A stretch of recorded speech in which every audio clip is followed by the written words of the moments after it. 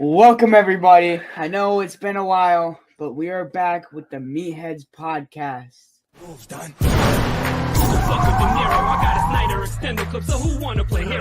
Go bad shit like Ozzy, I was born in the darkness. Oh, you the wolf, so we pull up and you're harmless. So pray to Burberry stars, shrimp and Perry on. Living like a comet, moving amongst the stars. $100,000 sports car.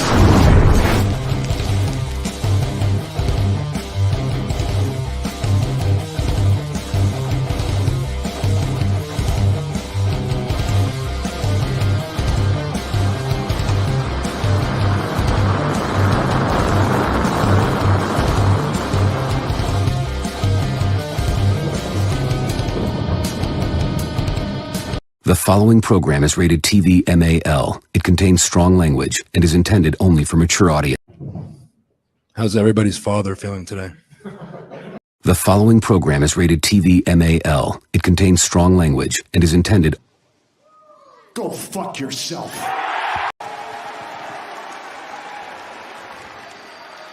Go fuck yourself. Oh, what do you guys want to talk about?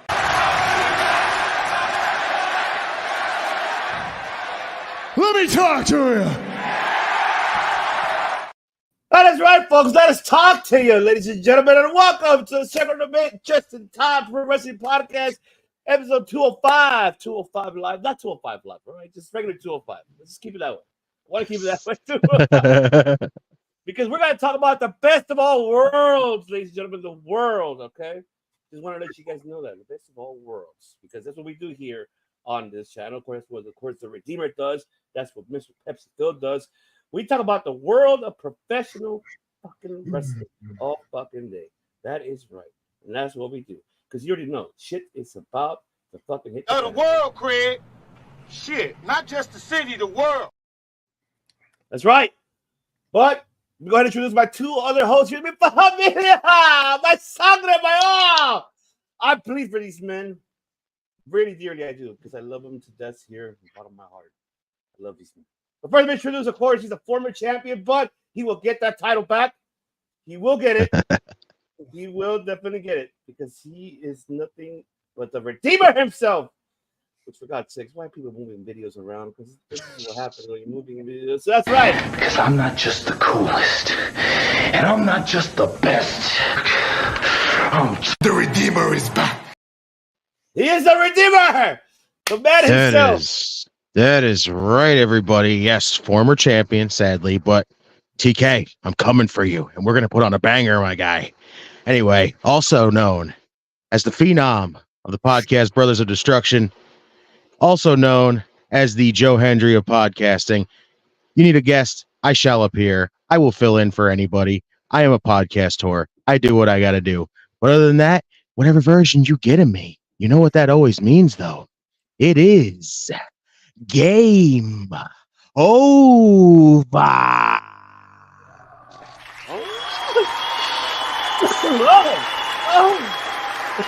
be putting my own beer for that thing.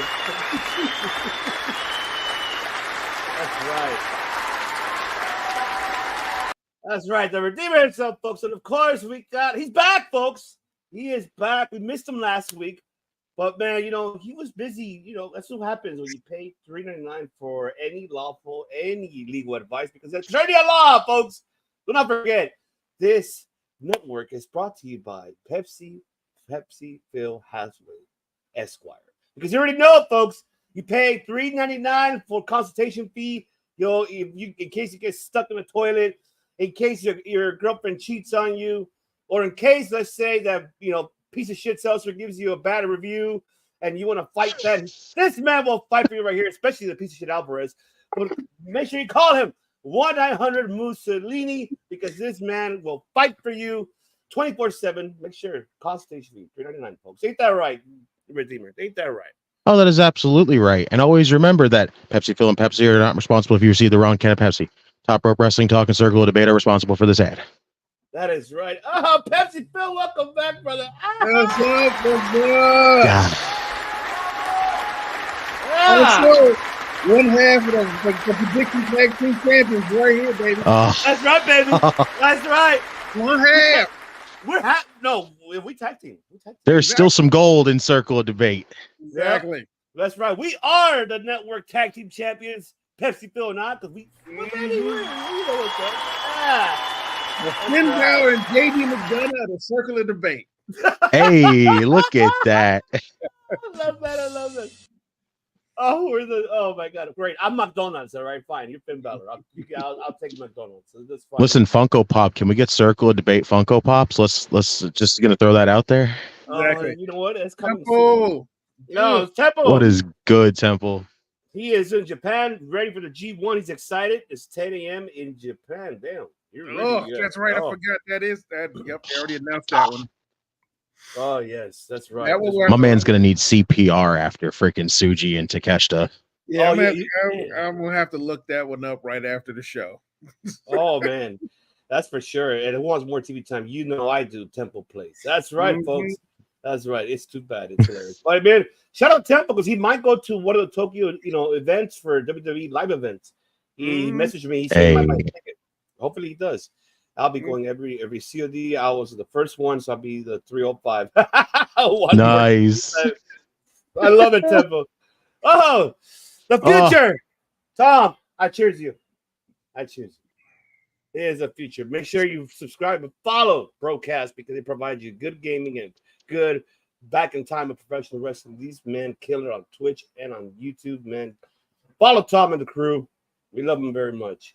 Also, make sure to avoid spoilers because they're always ahead of us. So we're fucked. Yeah, we're pretty much fucked. That is very true. But man, I want to get into it, man. So I sent you guys the highlights because I know it's kind of difficult for us to see the full event. Which I only wanted to talk about what we talked about last week. I know you weren't here, Pepsi Phil, but man, I'm pretty sure you saw it. Let's start with the women one though. Margold. Oh my God. Man, I wish I could have seen this so bad. I didn't get the time to. I sent the clip on the channel. I know, but I didn't have the time yet to watch it. Honestly, I don't. And we can talk about this after the next segment when we talk about the next match for the Noah segment. Yeah, I don't know what happens to some of these cats, but when they leave the WWE, they wrestle different. Oh my God! I'm telling you this right now. Yes, you're right. We'll talk about AJ in a second, but yeah. Io Sky was not Io Sky. That was Io Shirai who wrestled last night. Well, not last night. Right. Last week. I'm sorry. Yeah. Wrestled last week. 100%. Even I was just like, oh, this is why she got picked up in the first place. Honestly, this was one of the matches, but WWE Japan had some really good ones that didn't get televised as much. They brought out Mako Satomura, ended up having a six woman tag. Jeez. Against Damage Control with an Asuka on one side. I forget who the other two are. I think it was EO as well. But yes, WWE Japan, this Japanese tour, this is probably, well, I'm not going to say that. It is 100% better than the last time they tried to, quote unquote, go into Japan under the last regime. They have been a lot more respectful, and they have actually done a better job of it. That's the business side of it. But from a wrestling standpoint, they have been putting on some sick bangers, 100%. Some sick bangers. A lot, unfortunately, like you said, a lot of them. You gotta treat this like the trade tape years. You gotta go into the internet underworld to find them, because I think was it the the EO versus I can never pronounce your last name, but Maya. That match was insane. Yes, it was. And a few people ended up posting the entire match online. Thankfully, it was able to be. I think you found them all on YouTube. But those matches were like legitimately all the WWE Japan matches where WWE visited other divisions. It was insane. Like it was literally like they were not wrestling a WWE product in this one. They were literally wrestling like they were in Japan. Oh, absolutely. I am so with you, especially like EO doing the tombstone, doing doing just like her professional wrestling is like her old back in the days when she started in Stardom. I was like, oh my god. And Utami, she did an incredible job, and honestly that match was a great storytelling between those two women. Like whenever you have a chance, Justin, go back and look at it, and like when you have a chance, and that's in the chat, you'll understand why. It was a storytelling, bro. I'll tell you that it was very good storytelling. I saw the highlights even for the Julia one versus Saray, and this is the first ever to crown the first ever women's Margot World Champion. Yeah. Saray did a great job in this because she really went towards the end for her wrist, the one that she had surgery on. Yeah. And made her fucking tap. I was surprised. Like, what tapping? Like, but well, I mean, this is this is Julia Swanson. Technically, this is her last time. Well, I'm not gonna say last time. We're going to say it's her last full engagement in Japan. So absolutely, yep, it was. She even got the round of applause. She got, like she was all right, hell yeah. Like it's awesome to know that this woman knows her Japanese and she is very loved by the culture, by Stardom, and for her now, that was her exit way out. Doing Margot, and Gracio a favor here. Like, hey, you know what? But it was awesome. Like the card itself, I still need to finish it, but the whole card itself, by far, what I've seen was incredible. These women really pulled the show. Like, really, the first ever event for these women, I gotta give it to them. I really, really do. So I'm very happy for them. They got the performance. I'll be honest. This has been. I gotta say that, and I don't want to say it this way, but because they've always been on the top tier, but I would say the visual, like the actual presentation of Joshi women's wrestling, is having to have its own little revolution. Like before, it was kind of like, I don't want to say it's a stepchildren, but it's kind of like that, like they're there, but they didn't get really they didn't get the amount of exposure that they deserved, in my opinion. And I feel like right now it's starting to come full circle where they're realizing they've been doing bangers forever, and now you can actually put money on them right now and put television on them right now. Ooh. Yeah, I think that's what Gross is really aiming for, and I think he'll get it. I honestly feel like if the market here, nationally in North America, if they become smart about it and sign them for a TV deal, it can work. I feel like it has the potential to do it. Especially like you literally put a former NXT star, you gave her, even though she wasn't the best, like Justin and I talked about it last week. Like it wasn't the best kind of run, but for her to be your world champion, your first ever Margot world champion, might as well. I would go for it. I mean, that's just yeah. I mean, I would definitely go for it. I'll tell you that. But you got to definitely check it out. Oh, no fear. No. How Temple says Backley. Right? Backley. This man has a cape that just has a B on it.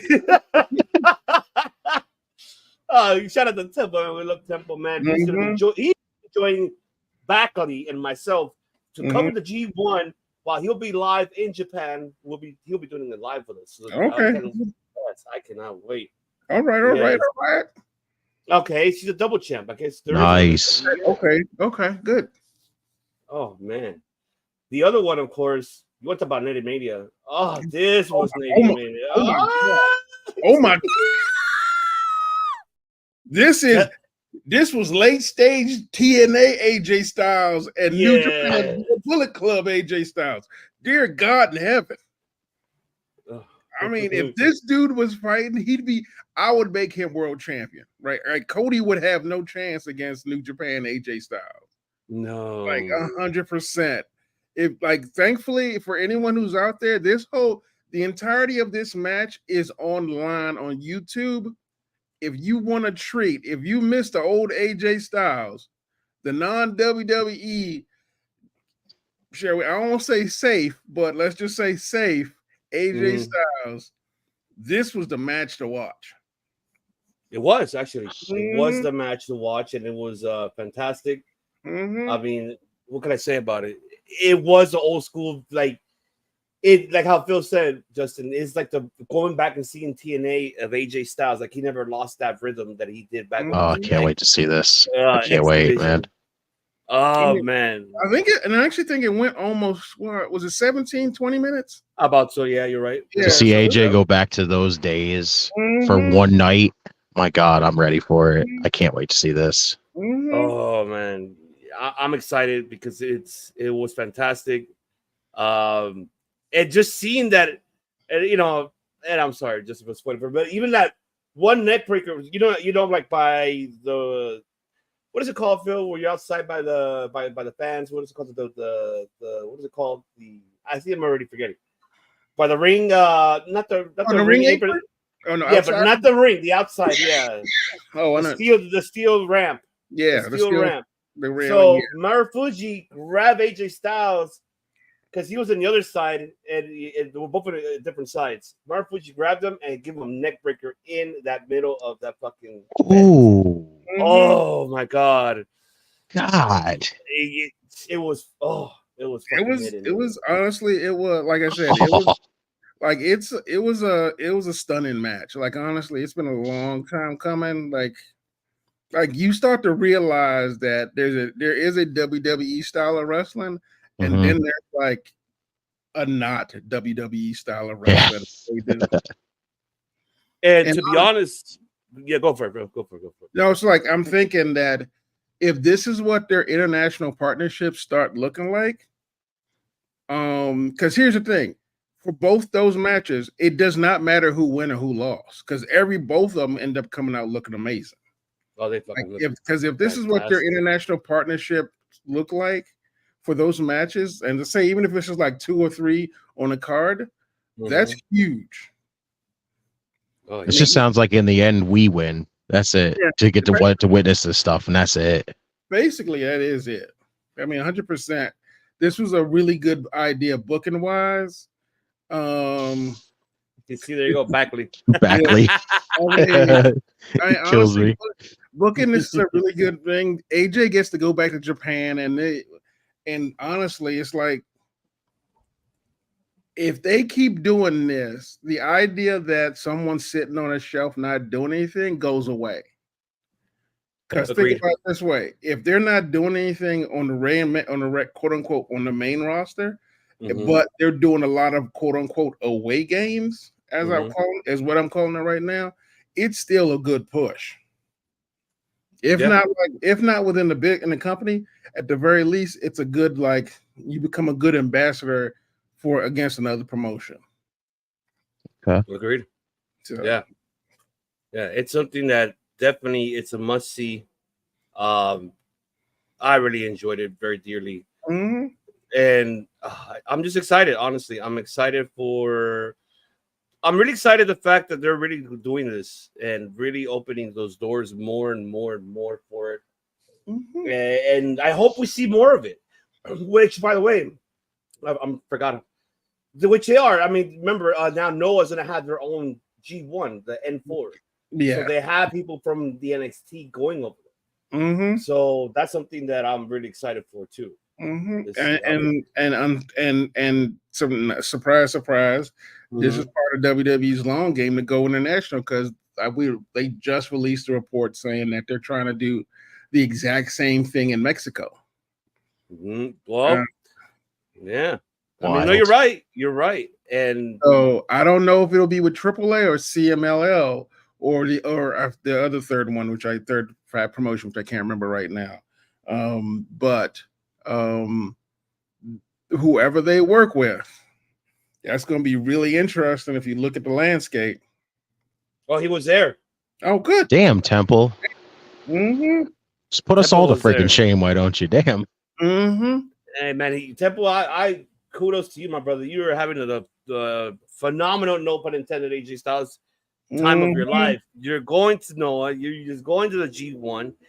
You might go to the WWE live event, which is not over. So it's like, shit. I'm like, fuck. Oh, man.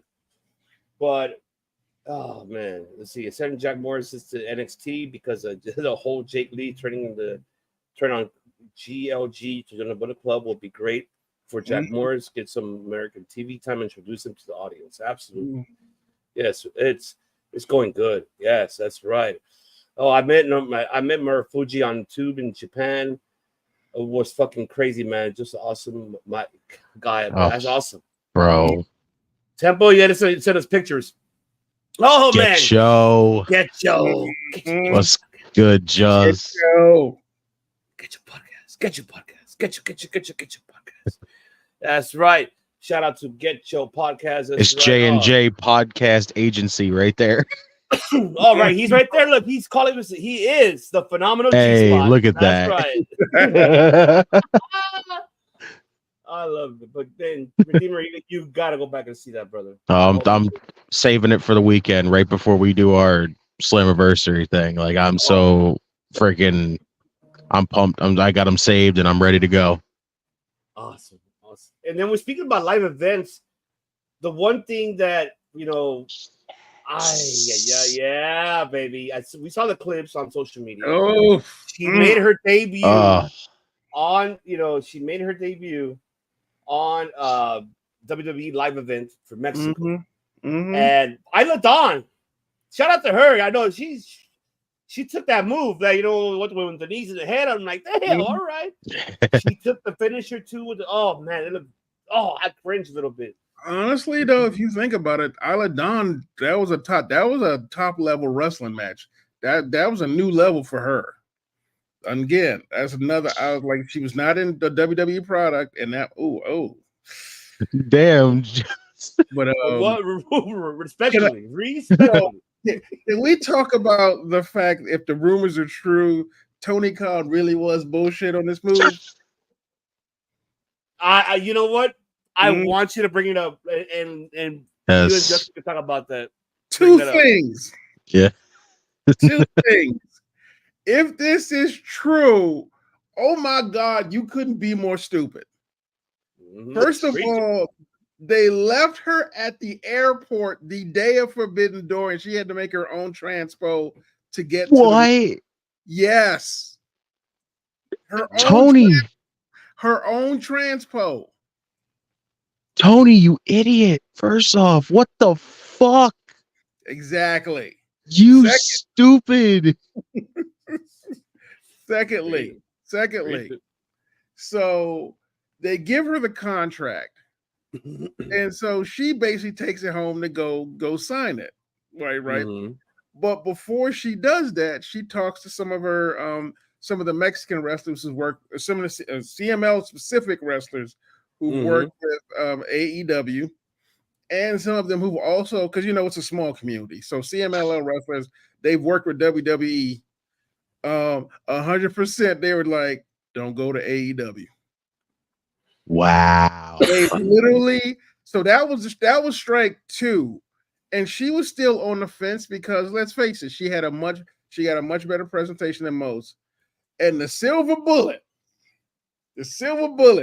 literally with the contract in front of her, guess who calls her and say, how you doing?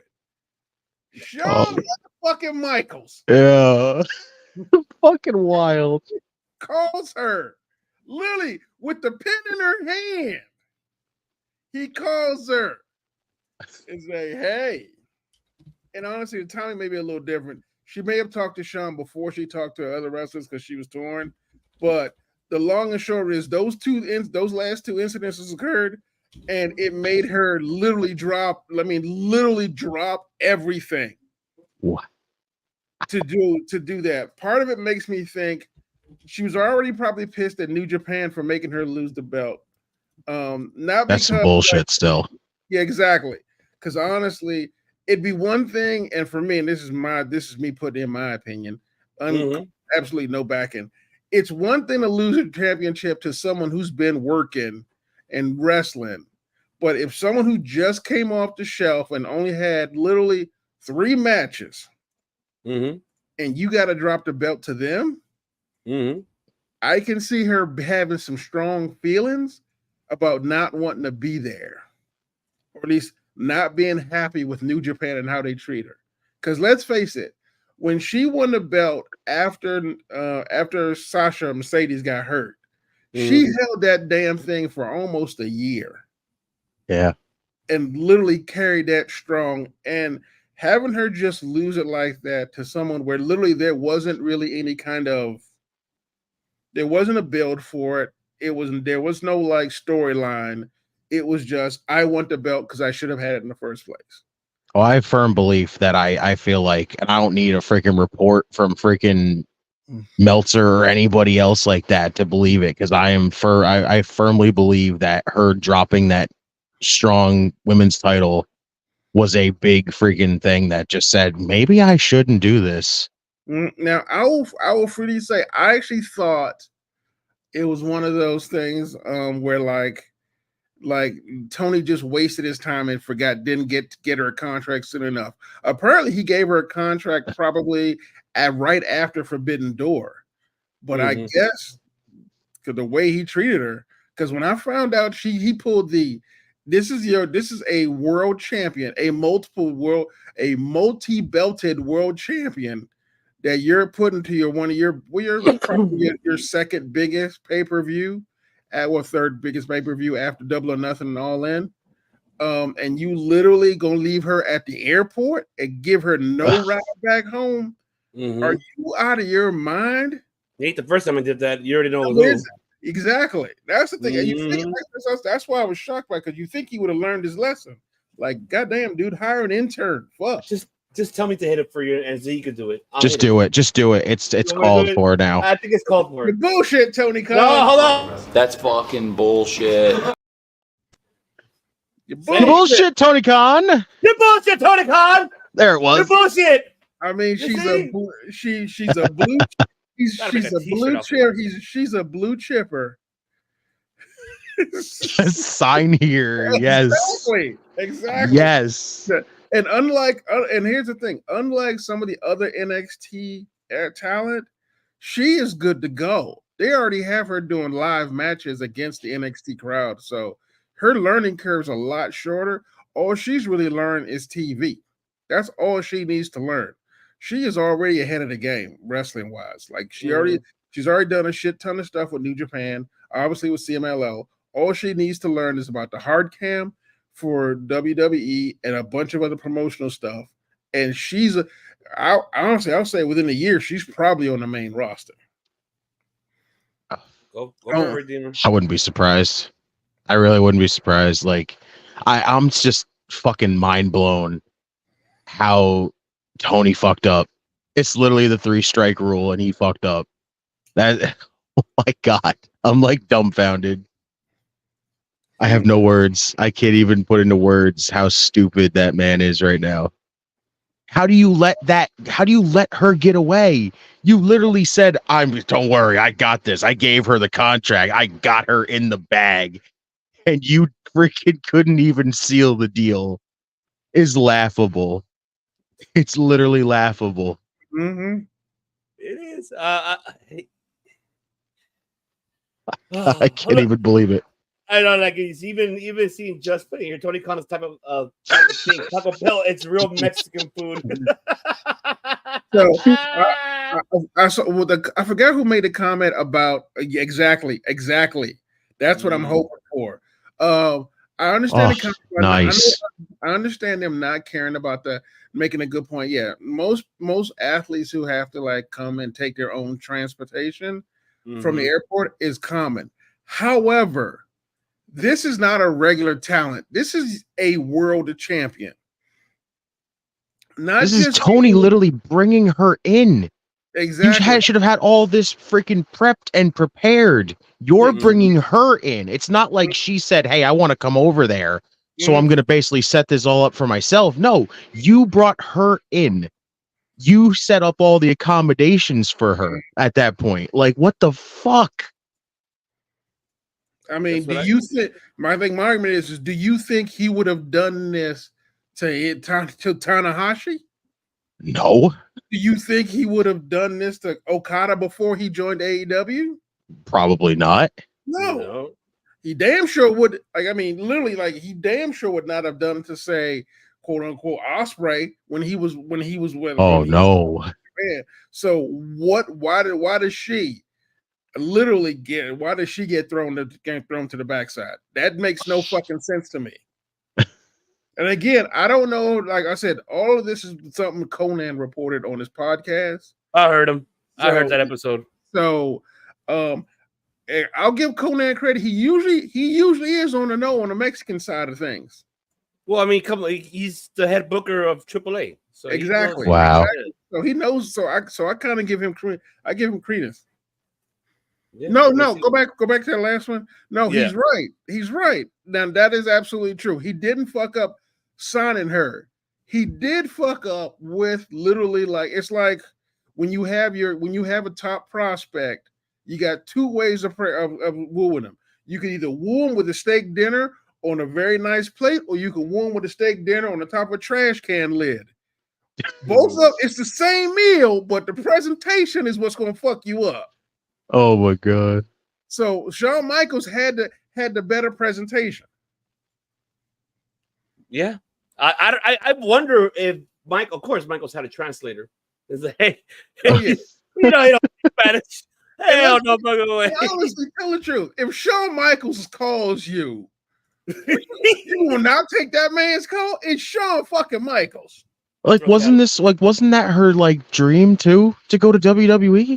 Yeah, I mean it was, and she. So like, how is she gonna pass that opportunity up? It's right there in her face. But again, it was like I think it was still 50-50. But apparently, she talked to some CMLL wrestlers who honestly showed her away from the AEW side and said WWE would treat you better. Good on them. I mean, because they even realize it. Like, what the fuck, man? No, that's right. New Japan was, but the thing is, Forbidden Door is AEW's event. Forbidden Door is they're bringing her in. Like, as much as we don't like to say it, Forbidden Door is AEW's event. So visiting wrestlers are technically guests of AEW. So AEW is responsible for how they get brought in. Man, shout out to our boys Isaiah and Devin from the What is up, boys? We had them last week. We had a fucking incredible time, man. We get you guys back. Exactly, right there. That's what I'm talking about right there. And do not get me wrong. These things happen because, let's face it, free agency is a bitch and a half. New York and Philadelphia just had their own little issue with the running back, so we can't talk about. So it's not like it's unheard of. But come on, man. Day one, she was in there. You should have had her. You should have had her sign that like right after Collision. I just don't. Go ahead, Redeemer. I'll wait for it because I'm doing the layouts. Go for it. Take it away. I mean, he could have had her basically prep before the freaking match with Mercedes. Mm-hmm. Like, the fact that he didn't really push for it after that. Like, he just gave her the paper and was like, whenever you're ready. Like, I mean, I will say we don't know exactly how the machinations work. She may have been like, I'm not making any decisions till after this is over, which we can't make. We're just making an assumption at that same time. But at the same time, again, I don't like. That's not what I'm mad about. I'm mad about the presentation. Yeah, I can't even believe that. Still, that's insane. How do you have a number one pick? Thank you. And honestly, you don't give like it's like when you do football. It's like you woo them with like how great an organization you have, how well you treat wrestlers. Like, and unfortunately, he did not do that, in my opinion. It's just crazy still. Exactly. That is true, though. If I knew shit about football, I would agree with that. So I'm gonna take Temple's word for it. God damn it! Forbidden Door is both AEW and New Japan, not just No, AEW. it's honestly, it's AEW's. Because trust me, if it was New Japan, they'd have won a lot more than they usually do. And AEW foots the bill a lot more than New Japan does. Yeah. I think. Well, Wow. I mean, from what I've seen, I'm just still flabbergasted by that freaking, like, by all of it. Like, I just can't even believe it. I mean, the airport thing is really just more of a slight, but it's one of those things where it's like that's the type of thing that leaves a bad taste in your mouth that just kind of sticks in the back of your head when you think about life. So it's crazy just how all those factors played a big thing to just be like, listen, it's like you gave me all this, but then it's like, look what else you gave me. And WWE's like, this is the dream I wanted. This is what I was aiming for. And now I'm taking that opportunity. Like, it's crazy that Tony had those moments where it just let her slip away. It's crazy. I mean, truth be told, Jade Cargill is another example of like they didn't see Jade didn't see any real growth.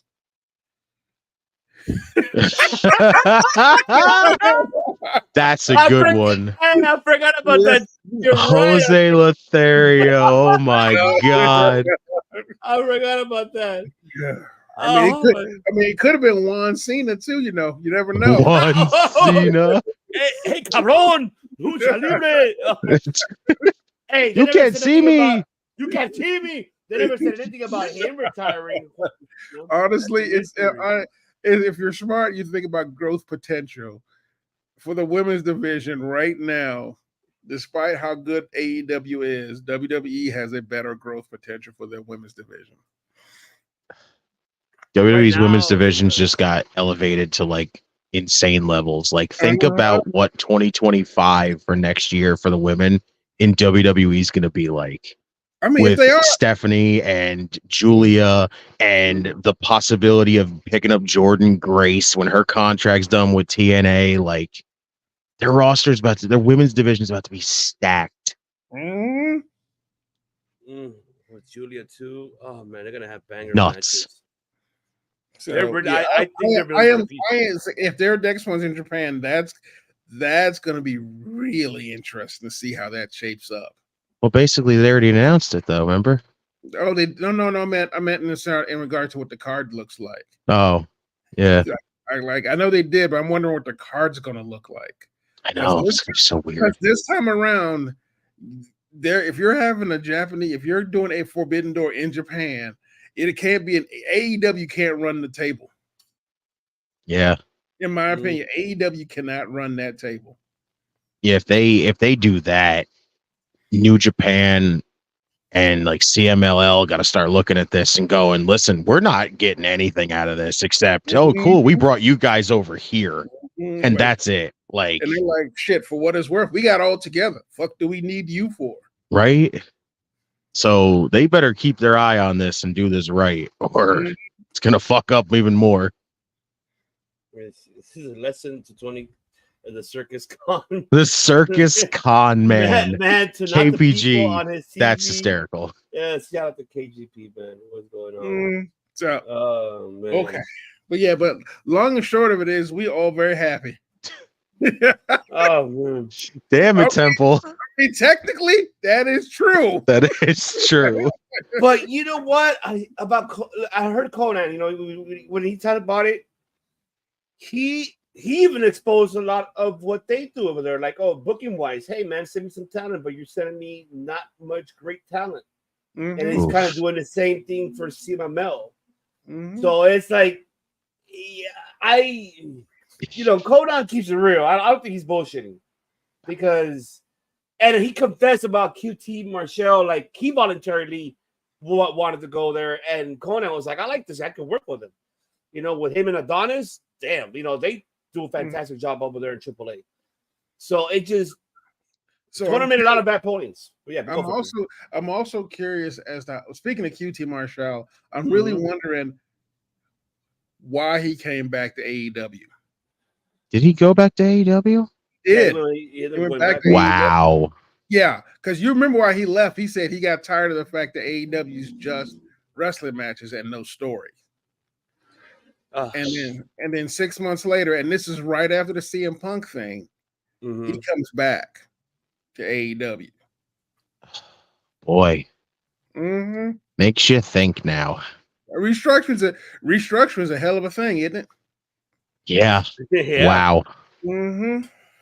But yeah, I respectfully, yes, she is amazing, and honestly, her match against Isla Dawn really was a great. Like, truth be told, and I think we said this during it, and I stand with the people in Chile. It was bullshit when she lost, because if you saw her with Isla Dawn, you're literally thinking, "There's no way I'm booking her to lose.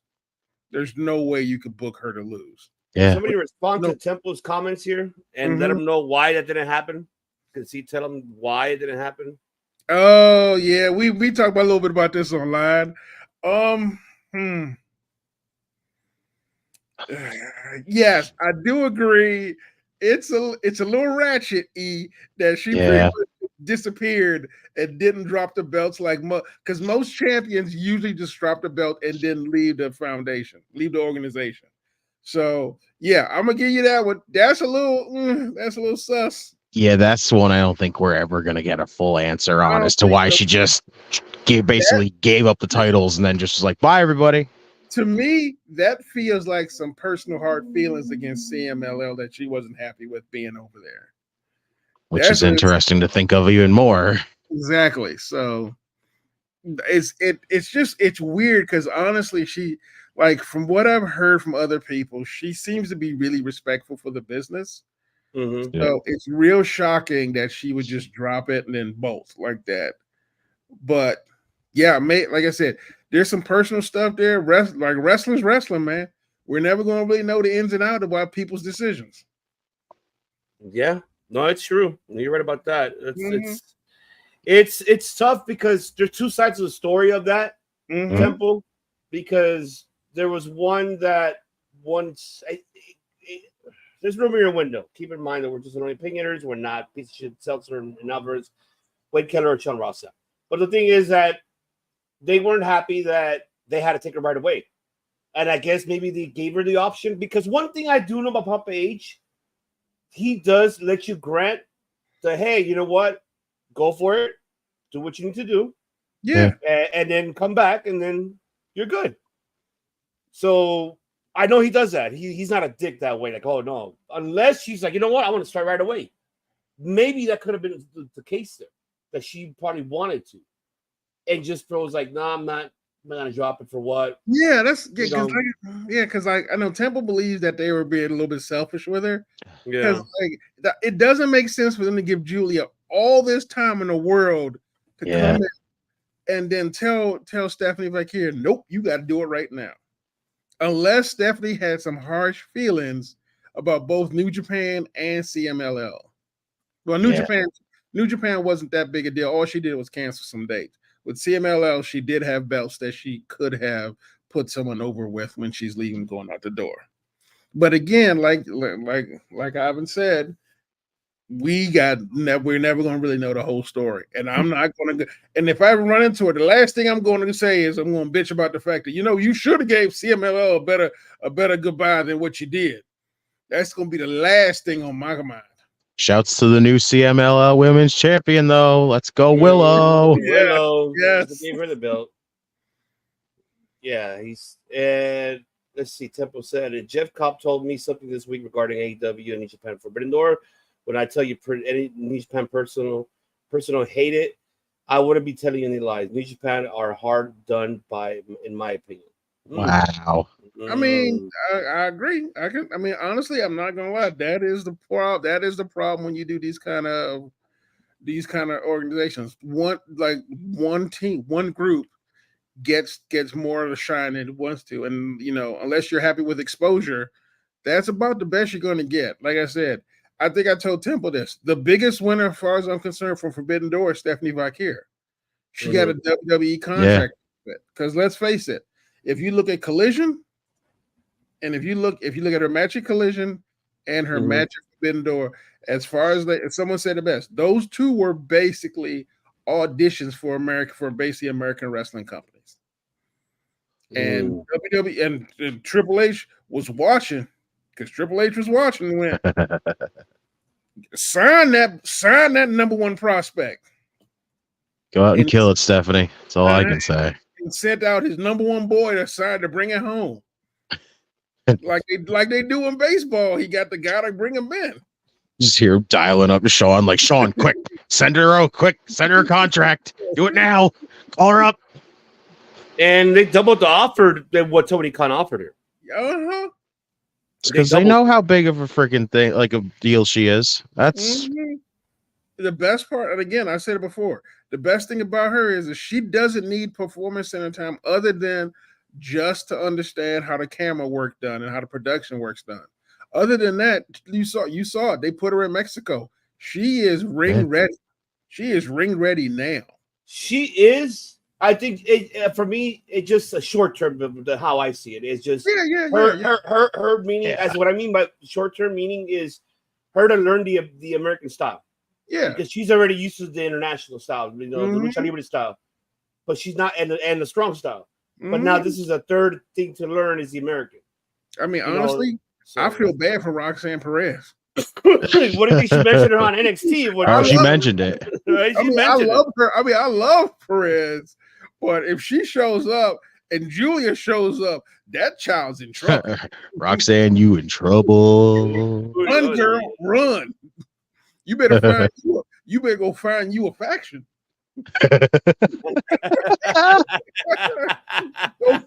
When in doubt, find you a faction. Either that or try to convince them to join you.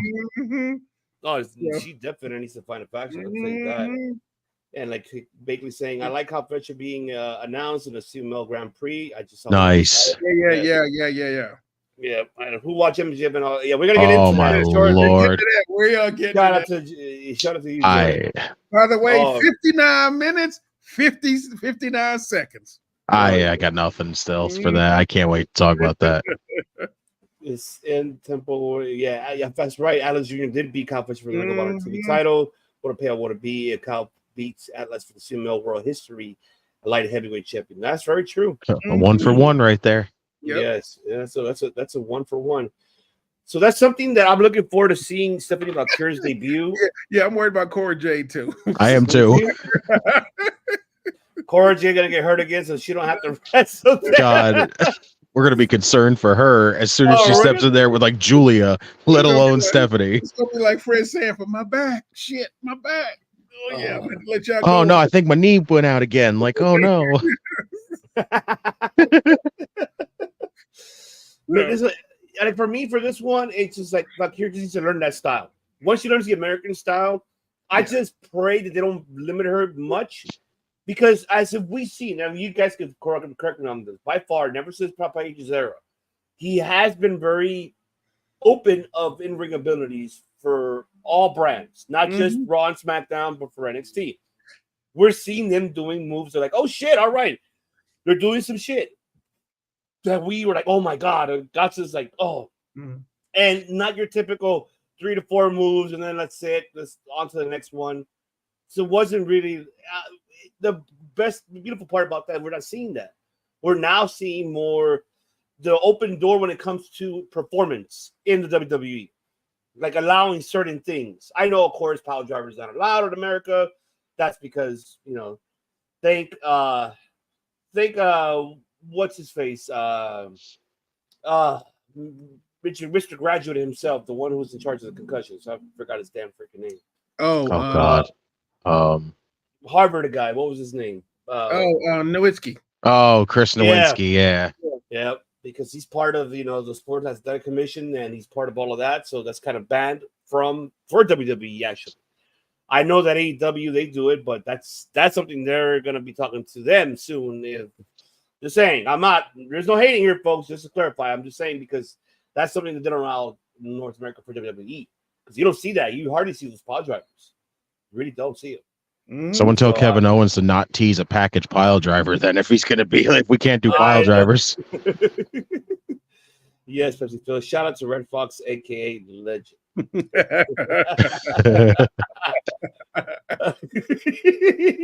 NXT will showcase her greatly. I'm just afraid once they decide to call her up, I am not afraid of that, to be honest. Yeah, I don't think we have much to worry about that anymore. I don't think so. Because one thing that Phil brought up a good point too, Justin, that they need an international style. They need another Rey Mysterio. Yeah. That type of style. Female faction, even though she's not from Mexico, but she is from Chile. So for her to attract the audiences. And it sucks because I heard, and I've seen Selena Vega's post that, she's frustrated. Yeah. Give me the fucking ball. She's part of, like also, Latino, but Latina. So it's just that, I don't know. I can't say it's her. I think it's just that her booking is just the way. She's been doing great. I don't see that she's been doing bad. It's just I think her booking is where I think she's frustrated. And seeing Bakira to be now signed with WWE, she could be the next woman to take that, it's sick to say it, but taking that spot, away because, but yeah, go for it, Phil. So no, you're right. That is a legitimate thing. And Triple H has this thing he does that's actually cracking me up that honestly hasn't really been done. And I'm going to say since the Attitude Era. Mm-hmm. Triple H has a thing is like, if you want it, you need to go for it. And not just go for it, but not just ask for it, but literally demand it. Because the only thing I keep thinking about is when Piper Niven gives this story about when they were going to do Scotland. Yeah, this one, yeah. And how she was not sure she was going to get booked for Scotland.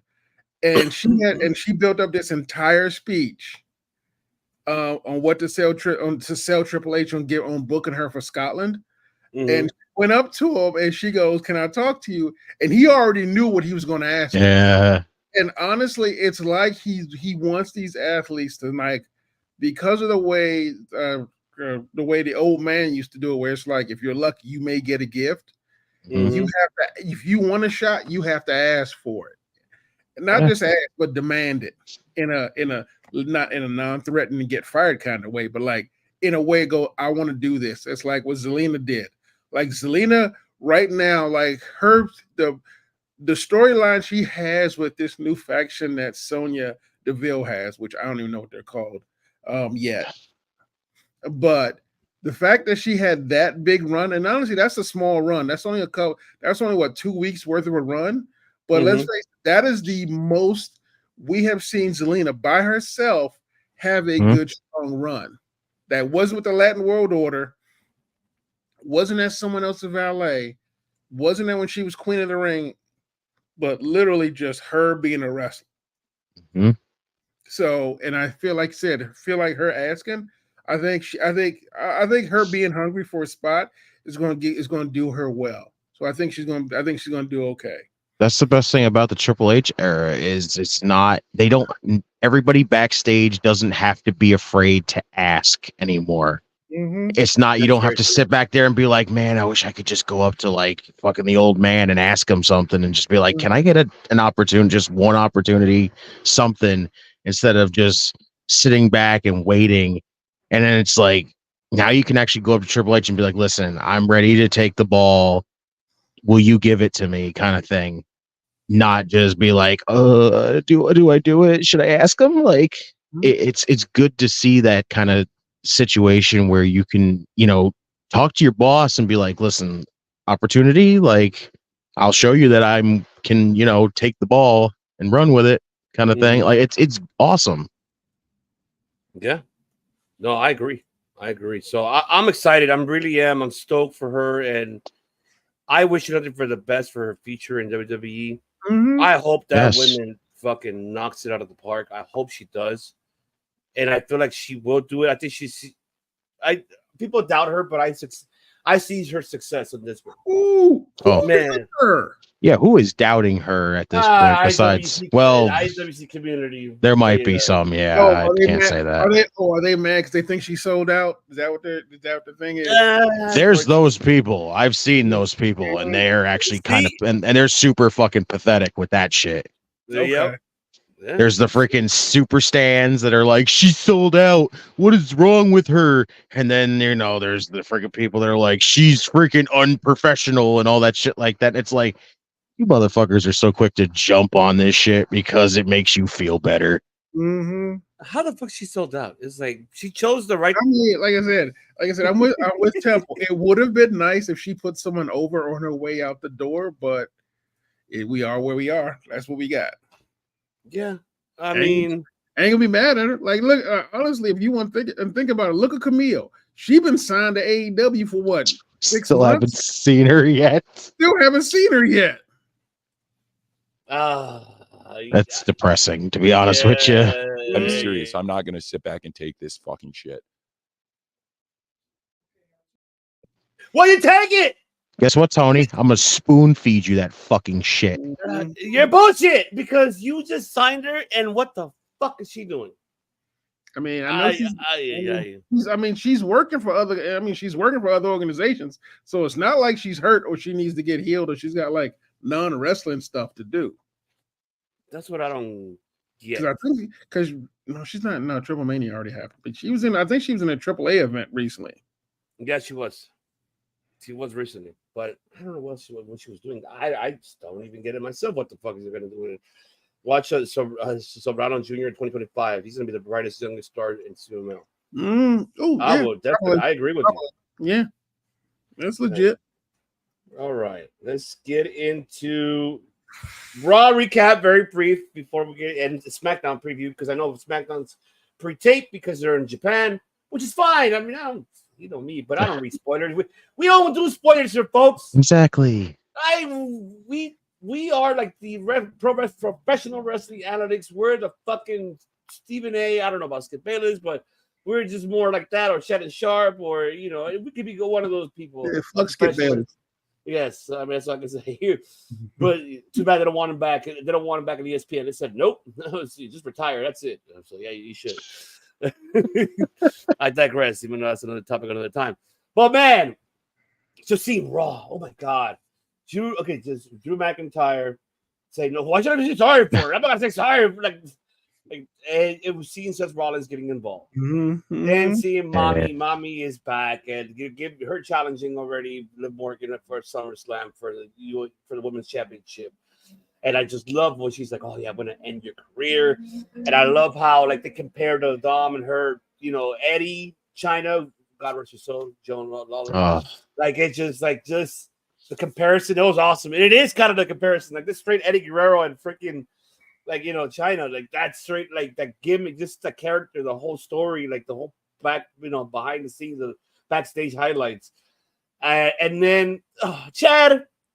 Gable, I'm sorry. Oh. I'm sorry, man. Why the fuck did you have to say? I figured out the mystery. I figured it out. I'm like, what kind of shit is that? Did we all fucking know who the fuck they are? Like, you don't have to fucking tell us. And and please remind me. I don't. There's a concussion. I have bad memory, but. Did we discuss about that? Like, we wish that Creed Brothers did not get involved in this situation. And guess what? They're fucking involved now. What's going to happen now? Are they? I'm going to let you guys take care of that. But I just want to give mine's by brief. But then seeing, I love fucking Jey Uso. Oh, Yee? Hey, she's single. Oh, hey, yeah. I heard she's single. I'm trying to holla. I love that shit. I love it. And it's awesome to see. And, seeing that group that you mentioned, Sonya Deville group, they're finally doing something with them. That's fine. And then I'm hoping they can do something with those tag team titles. So, now that Isla Dawn and Alba Fire has it, make it happen with them. Cool. I like to see that. Braun Breaker and being the main event at the end, interrupting the matchup with Dragon Up and Sammy. Great matchup, by the way. They did a very fantastic match. That was that. Oh man, that belly that he did in the corner was close, like hitting his head. That was really close. I was like, oh shit, Sammy, you gotta be careful. Dragon out, be careful. But I think it might be a triple threat. That's just me. I don't know, man. Maybe wrong. I thought they already announced that, didn't they? Did they announce it? Because I don't remember. No, they haven't announced it yet. Okay. So I mean, that's what we got by Raw, and then seeing Derek one that Justin and I were talking about it on Tuesday. We're like, man, God is fucking. almost teared my eye because it was really hurt. It hit, like he was I very don't want to ever watch. I don't want to watch that again. I do not ever want to watch that again. There is a reason why I didn't put that promo video for this show for that reason, because I didn't want to get nobody teary eyed. Because I was like, no, you know what? I'm not doing that. And honestly, that was our fault. Because remember what we said? We literally said it'd be kind of cool if every member of the Wild Six had a little story. And it happened. It's happening though. I mean, and we're like, we shouldn't have asked for this. We shouldn't have asked for this. I'm in my feelings and shit. I'm out here eating. I got oatmeal cookies and milk in my hand, crying and my shit. I mean, don't get me wrong. It was a beautiful segment that was realer than I wanted it to be. But god damn. When he said those words, who's going to remember me? I'm like, Jesus. Like that's the line that broke me. Somebody convinced Temple to buy his ticket. Yes. Do it. Yes, you absolutely should. You should do it, Temple. Buy your ticket. So, okay. Speaking of can we talk about the Gunther Damian Priest segment? I was gonna get into that for sure. Okay, because that was woo. This was probably the best Damian Priest has looked. Yes. Promo wise. Exactly. The entire time. Like I was freaking blown away by how amazing he did there. Like Gunther, when he picks up a microphone, you just get that like straight up, and like when he called him street trash. Yep. I went, you see, this is what Gunther does to get everybody behind Damian Priest. He just called this man fucking street trash. This man just basically told him, I grew up on the streets. And he's like, that's just a way. He's like, you choose to be that way. And I'm like, holy shit, Gunther. Like, this man is basically telling everybody, hey, don't even try to root for me.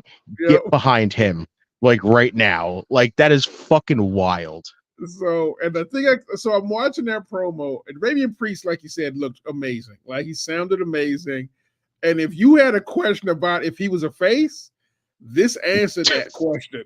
This answered that. Honestly, at this point, I think Judgment Day just hanging out in his house, as far as I'm concerned. I think at this point, Judgment Day just as a whole is fucking babyface. Mine is Dom. Yeah. So everybody just pissed at Dom. But Gunther, honestly, I don't think I know we talk about MJF as a heel. Can we talk about Gunther as a heel? Day one, since he left Unreal. NXT, since he's been like literally the big bad that you want. Like literally, he is the villain that you want. Like I tell people all the time, Gunther is that G.I. Joe villain that works for Cobra that you don't want to mess with. I love this dude. Scary when he was big, scary when he's fit. Either way, you're fucked. So what I'm especially happy about is the fact that unlike the last previous years, the Bloodline storyline is not dominating Raw. Like it's still a good storyline. But I will be very honest with you. Judgment Day. Do it, Temple. Just get your ticket. Get your ticket. Yes. So exactly. That's the one. Yeah. God. This storyline between the Judgment Day, Carlito, special shout out to him. This man's gold. He's basically pulling Okada at this point. Exactly. He's just fucking gold. Just let him stand there and make funny jokes like freaking it's not that hard. It's pretty hard to me. Like fucking funny as shit. Carlito, obviously Rhea, Liz, and Dom, and Damian Priest, who honestly ain't shit. Because really, he just sitting there going, I don't know what to tell you, bro. You fucked this up. He goes, why did you tell me she was here? I'm sorry, it's homie over hoes, and you the hoe. That's what I heard Damian say. It's homies over hoes, and you the hoe, Dom. don't know how else to say it, too, man. Fucking commentary talked about how Dom freaking didn't lie, and I'm like, did you realize? Like, did you like completely forget about the segment where he was literally like, "Yeah, I talked to Rhea," and then Damien's like, "Oh, you did?" Because I'm pretty sure I just talked to her right now, and she said you didn't talk to her. I'm like, wow.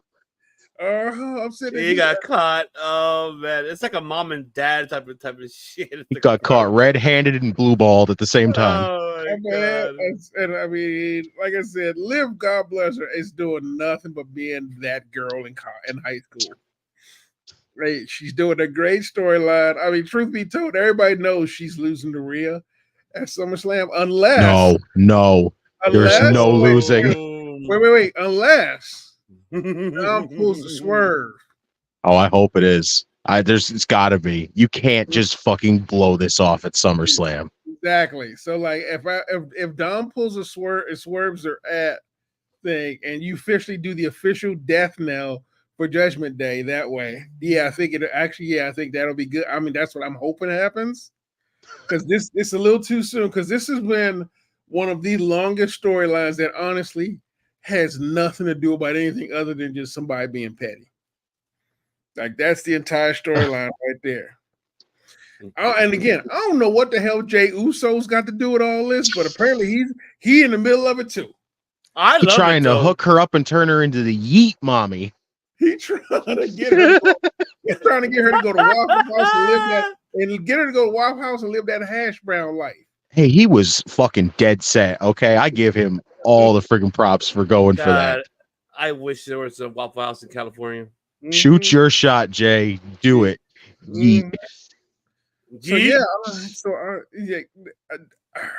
the only, like I said, the only question mark I have is Drew and CM Punk. Yeah, I'm iffy on it too. It's not that I don't think, and it's not that I don't want to see it. I do want to see it. I guess my big thing is that I understand they're trying to keep Punk relevant, but him being injured really is slowing this story down. Yeah. And I can't think of how, I mean, what else can they do to pretty much make them two keep going after each other? I think this whole thing with next week is really going to be where we're either going to pass the line and we're gonna actually get more of it, or we're just gonna basically feel like how I'm like really feeling right now. I think Seth really is the fill-in. Yeah. Seth is a fill-in right now while Punk is out, and it feels, I don't know, it feels awkward because it just feels like we didn't even get really anything other than beatdowns and trash talk out of Punk and Drew, and it just feels like we're just throwing Seth in there to be like, hey, remember, he's got beef with Punk too, and it's like, well, can we get through one part first before we start getting to the other part? I think my issue is that, and this is That's just a good point, though. And this is just me. Honestly, I feel like Seth deserves better. From a storyline perspective, I think he deserves his own story in this, not just like you said, a fill-in story. Yeah. Like, the only reason we do not get Seth versus Punk is because Seth got hurt. Yeah. Seth got hurt finishing Cody's story. So I feel like treating him like, the quote unquote, number first runner up feels a little, I mean, I know Seth is probably like, that's the job, I'm good with it. But for me as a fan, Seth deserves a storyline, especially for SummerSlam, which honestly I know he's got like a bunch of mania moments, but honestly, if you think about it, SummerSlam has always been Seth's event. Yeah. SummerSlam has been Seth's event. He had that one great match against Randy where he did the most incredible curb stomp that gave us the greatest RKO in the world. And like, he's won championship, and he won the championship there. And truth be told, SummerSlam should be here. So I guess, I don't know. I guess, like I said, Drew and Punk and Seth just doesn't really make any sense to me right now. And I guess it's because it's still foreign, but for me, it still feels a little half-assed. Yeah. Although don't get me wrong, Drew is doing his damnedest. Drew is doing some damn good work.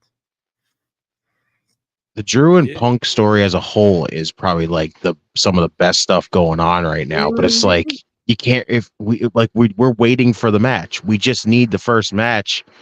And again, it's starting to come off like there's just been so many injuries in this whole thing. You know, oh, we're probably going to get Punk and freaking Seth at WrestleMania. Punk gets hurt. So Seth goes into the thing with Cody, and then Seth gets hurt. And now we finally get to continue at least Drew and Punk. But now we're questioning, is Punk even going to get cleared fast enough? And now Seth's intervened. Like, it's so bizarre just how we're doing it. Like, it just feels weird because, like, after what that moment that Seth and Drew had at WrestleMania, how are you going to freaking just all of a sudden sway it over to be like, oh, they just hate each other enough to be like, and what's really going to make Seth want to be the fill-in if he doesn't like Punk? Like, that's just weird. No, it's a valid point. It's just, I don't know where they're going with that direction with that story, though. I really don't. Yeah. That is. I mean, that's the thing. I mean, they could be going in a direction we're just not expecting. I don't know. So, I mean, the other thing is also to keep in mind, and is that technically in the Drew Seth Punk story, Drew is technically the heel in this one. Yeah, basically, he is. He's the heel. Yeah, he is. But where does that leave Seth and Punk then? That's where that's where the story really gets twisted, because we don't even know. It could go different directions. We can throw so many assumptions to that, because we don't even know if Punk is ready yet by SummerSlam. They haven't even said yet. That's the question I'm having. Like, how bad is this injury? Because I mean, I thought it was just a shoulder or an elbow thing, but Jesus, it's been 3 months. It's the elbow. What is a tricep?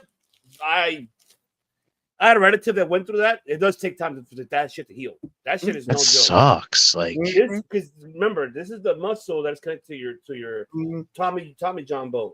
Yeah. So that shit is torn up. They got to make sure that you're able to bend it and able to do things, because if not, that does take a long time to heal. And it does. The therapy for that is and I don't know how tragic. Did he say specifically details how tragic was it torn? So if it was short time for him to come back, this like what was it 3 months already that he had the surgery, right? Yeah. So I mean, it all depends. He got it literally right after it happened, basically. Like, And mark my words, Tiffany Stratton will literally cash in on Nia Jax when she beats Bayley. Yes. Tiffany Stratton will screw over Nia Jax. I like what they did on SmackDown for that. That was really good. Oh yeah. So like I said, right now, the bloodline's not dominating, and it's at a pretty mild pace. Because let's face it, because right now, see, that's the problem, Temple. I don't want the triple threat. Yeah, I want the Drew Punk feud first before we get to Seth and Punk. I don't want them interjecting both at the same time and then being like, well, this is how we just had to throw this together. Yeah. I mean, I don't know. It's a tough one on for the Raw one. I mean, before we jump to the SmackDown one, but any Redeemer, anything else you want to, break it down for us, brother? Give us. No, because we really talked about like all the big talking points, really, like the Drew Punk stuff, the Priest and Gunther, the Rhea and Liv feud. Like, it's just. Like, it's weird because just outside of like all the segment related stuff, like even the Wyatt 6 stuff, because that video, my God, if that didn't like break your heart listening to Rowan just saying, who's gonna miss me? I'm just Rowan. Like, that fucking crushed me listening to it. Like, the fact, like, that whole video just kills me. Like I said, we've now basically gone through all the emotional portion of this with Bo's part and now with Rowan's. Now we're getting the really interesting part with that whole thing, because now it's going to be like, what is the driving force that said these three need to join? Like, and now, to be honest with you, like, I know people will probably say maybe Loomis is probably like the more interesting one that they want to find out. To me, honestly, Gacy is the one that I'm more intrigued about to find out more about, because like, now it's like, is the whole schism thing in NXT gonna play a part in that? It's like, did he say stuff when he was in schism that basically like kind of tease this? It's like just something like that's the part I want to see most of all. But it's like other than that, we really kind of covered the big important stuff because the matches like on Raw really weren't that exciting. Like Sheamus and Bronson Reed went fast. It's cool what they're doing with Pete Dunne, though. I'll give it that. I'm glad we're getting like old Pete Dunne back. About damn time. Sammy and Dragunov was just iffy to me. Like for those two, I expected big time banger, and the two of them just kind of put on like a good TV match. But it just came off obvious that Braun Breaker was going to show up, and we was just going to get him to just wreck shit, and that was it. So other than that, yeah, really, Raw was just kind of iffy. But we covered the big talking points. Yeah, I mean, but yeah, so we pretty much did. So I mean, yeah, I mean, SmackDown. So this is what we got for SmackDown. SmackDown, what we saw from last Friday, and shout out to Outrage Zone, of course. Check them out. They'll be making their reincarnation. Stay tuned for those announcements coming tomorrow on all the social media platforms. I'll let you know where you can find them. We'll be there tomorrow after they're done with the watch along, the Redeemer and I, to join the party with them because I'll be there for sure. Like, hey, well, if I'm in here right there, shout out to them. The banger Tim King, who was with us on Tuesday on Justice Show. The NXT watch along, folks. But other than that, so yeah, so okay, with the Bailey one, I'm with you, Phil. Fuck, as much as I didn't want to think about it, I think she probably will fucking screw over Nia Jax. Like in an instant, quickly on SummerSlam. I just see, and I hate to say it, I see Nia pinning Bailey, and she's all fucked up. Tiffany cashing in, and probably hitting her with a briefcase, and probably knocking her out. Count of 3, and then she gets her fucking win, gets her momentum at SummerSlam. Then down the line, how Temple mentioned about Bad Blood, in a triple threat. There's your Bad Blood between them three. I'm like, what the fuck? This girl just really fucked us over. And we're also getting, thank God, please let it happen. Please let it happen. Please let give this man this belt. You will not be disappointed, Papa H. You have to give him this fucking belt. You know what I'm talking about. All right. Let me talk to you, baby, because you got to give him that U.S. championship. He's going to run with it wild. And he's going to make that fucking title be prestigious. Just like how Logan Paul been doing it. As much people hate it, but he has been doing it. He kept his word. He's putting asses in seats because he's a heel. He wants everybody to everybody hates on him because he has a belt. But he's making everybody showing up. I want to see this guy lose his title, of course. Or see he's get his ass whooped. That's what they want to see. Which is pretty much what you want from a heel. So I'll give Logan Paul his credit. I'm not gonna hate on him for that. He's doing something with that title at least. One thing we could say about those mid-card titles, gentlemen, that with Papa H, he's making those titles prestigious again. Yes. That's how he was back in the freaking Attitude Era. Like that. I can't even go back to the Attitude Era to even go back to the Golden Era when it was only just the Intercontinental Champion. Yes. So as always, I'm gonna continue my hate for that motherfucker. Why? Why you hate this man? Because that bitch is still banned from Japan. Justin, we talked about it on Tuesday, right? Wasn't he cleared? I don't know. I don't think he was yet. He was not cleared technically. Technically he was not asked to leave Japan, but he was considered a menace, and he did get out post haste before they could go, you need to get the fuck out. So I will set that aside because there's an interesting thing I want to talk about that I think we're kind of ignoring. All right. For the bloodline. I was going to say that. Get it. Not get me wrong. I love the bloodline, and I think Solo has stepped up big time in the bloodline. I got to tell you, Tama and Tonga, also good. I got to tell you right now, Jacob Fatu, as soon as he showed up, all the rest of them pretty much fell by the wayside. If you think about it, Jacob Fatu's, 3-4 appearances so far, has literally been some of the most memorable stuff you have ever seen. And I'm a little bit worried that may dominate the story. Because as much as I love Jacob, and as much as I think he's doing a wonderful job, your bloodline storyline feels like it's getting pushed lower. Because truth be told, I think people right now would rather see Jacob Fatu versus Cody versus Solo versus Cody. Yeah. It's true. That's what I mean by the concern part. Because Jacob Fatu came in like the Samoan werewolf that he is, and all he did was his job, and he's so good at it that he's outshining the rest of the bloodline. Now, old school rules say in a faction, that's what happens. Like if Flair did it, I mean, The Rock did it with the Nation, so it's not completely unheard of.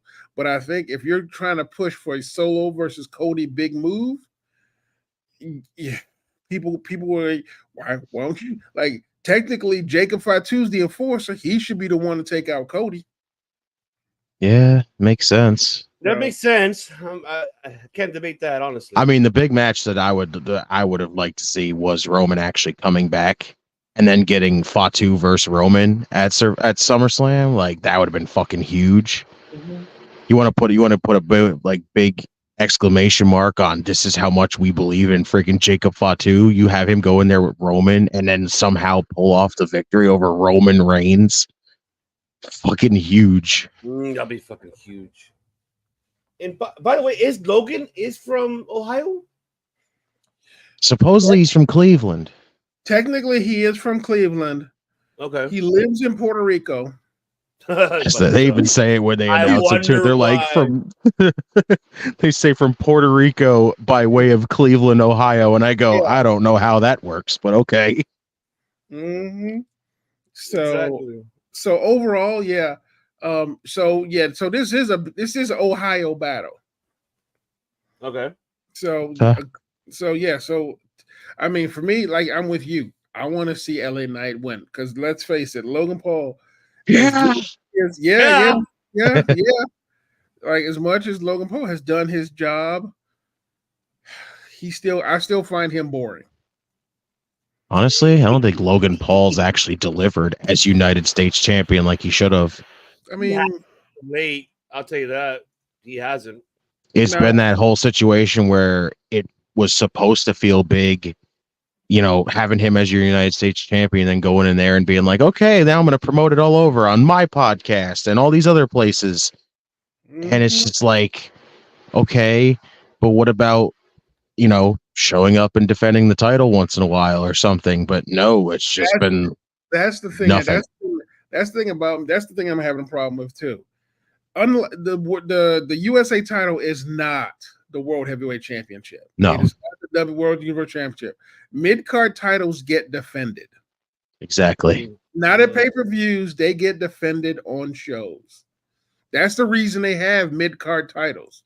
I do like Tempo's idea, though, if you want to read his comment there. That's actually... I mean, I wouldn't hate it. Yeah, I wouldn't be mad at that. But I can't see. I don't see her waiting.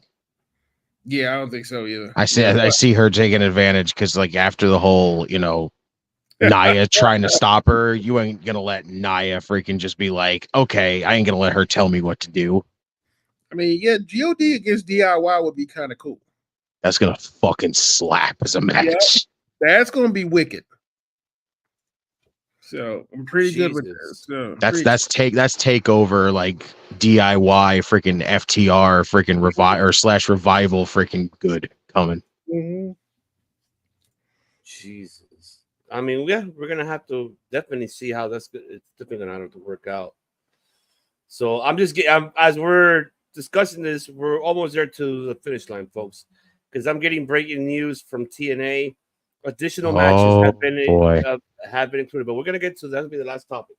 But any other thoughts for former champ in regards for SmackDown? I don't know. SmackDown to me has been iffy. Like it feels like they do tell some like decent story. Like clearly the Bloodline story is like the big stuff. But like, other than that, SmackDown sometimes really doesn't feel like it delivers a lot. And it does feel like it's because of the 2-hour thing. Like, it just feels like they have to rush through the show a lot. And, Fox makes everything so fucking unwatchable with their bullshit. They're trigger happy, freaking blacking out the screen, freaking, cutting the audio, whatever the hell they got to do. It's just, I don't know. Like, it's going to be interesting to see how they handle SmackDown. That's true. You're absolutely right about that. I'm wondering how they're going to do it. So, I mean, it's so much. It's difficult for that one. And SmackDown will be going to Fox, as you heard, in September. So they'll be going to Fox instead of USA because they're going to be going to Netflix next year. So they're going to finish the year on Fox, which is surprising. I'm like, okay. Yes, it is. It is very surprising. Mm-hmm. But I get you with the whole bloodline thing. It's just, for me, the bloodline situation for me is just really, I'm just waiting to see where direction they're going with. Something tells me down the line, fucking Randy Orton is going to end up turning heel.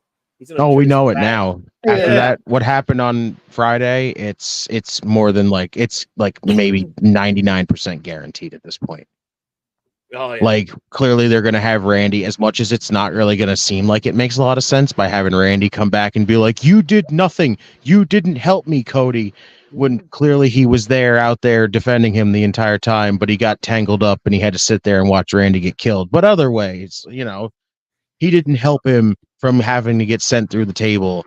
And I understand that, that's how they're going to play it off. And again, you can use the past history that those two have in legacy and everything else, and it's going to be very interesting on how they tell that story. So my thing is that I knew Randy was going to turn when he said those infamous words that you never want to hear in pro wrestling. I have your back forever and always. Exactly. Yeah. The moment he said that, it's like, goddamn, Randy, why don't you just tell that man why don't you just stab that man in the back right there? Right, might as well just do it right in between his eyes right now at this point. Like, look at him and stab him in the back. The only thing that guarantees a swerve more than that is a wrestling wedding. The man keeps looking at the title. He's eyeing the title. He's telling you right there that he's gonna turn. Mm-hmm. Yes, you guys both have a good point. The voices in his head telling him to. The voices in his head keep saying, "I smell my beard, man." It's like, voices in my head. Hey, come to me. All you keep hearing is Viper, Apex Predator, and then there's that one voice that just says, "Punt kick him." Can we just say I'm waiting for the day when when finally Tommaso Ciampa could really RKO him at the end? I would die. I can't wait. Those videos are so fucking funny. Did he use his daughter as bait? Yes, he did. Yes, he did. So good. So good. Because guess what? She got a free autograph. And guess what? He got flopped. Yep. That shit was hilarious, dude. I mean, honestly, it is a testament to Randy. Because let's face it, that is the most ridiculous segment in the world, and it only works because Randy lets you do it. I was like, thanks, Randy. Can we do this? Yeah, sure, no problem. I love. It would easily be solved if Ciampa didn't make a lot of fucking noise the entire time. But to each his own, I guess. Fucking Johnny just sitting there going, okay, if you say so. DIY is the best. I know. I really miss them and Bobby Roode. That was like one of my the glorious bombs. Yes. Bomb. I love it. Even when he was using the bathroom, he's like, really? What the fuck? I'm using the toilet. Now it's just can Ciampa RKO Randy? Oh my god. So good. So good. Oh man. All right. Looks like it's that time, folks. Yes. Yes, it is, because before we even get into TNA Summer Break, yes, we're gonna have to cover this one because this is the one that I'm like, okay. Very shocking. But come on, Vader, where are you? Come on, keep moving you around, buddy. There you go. time! It's time! It's Vader time! You see what I mean? Yes, That's sir. right.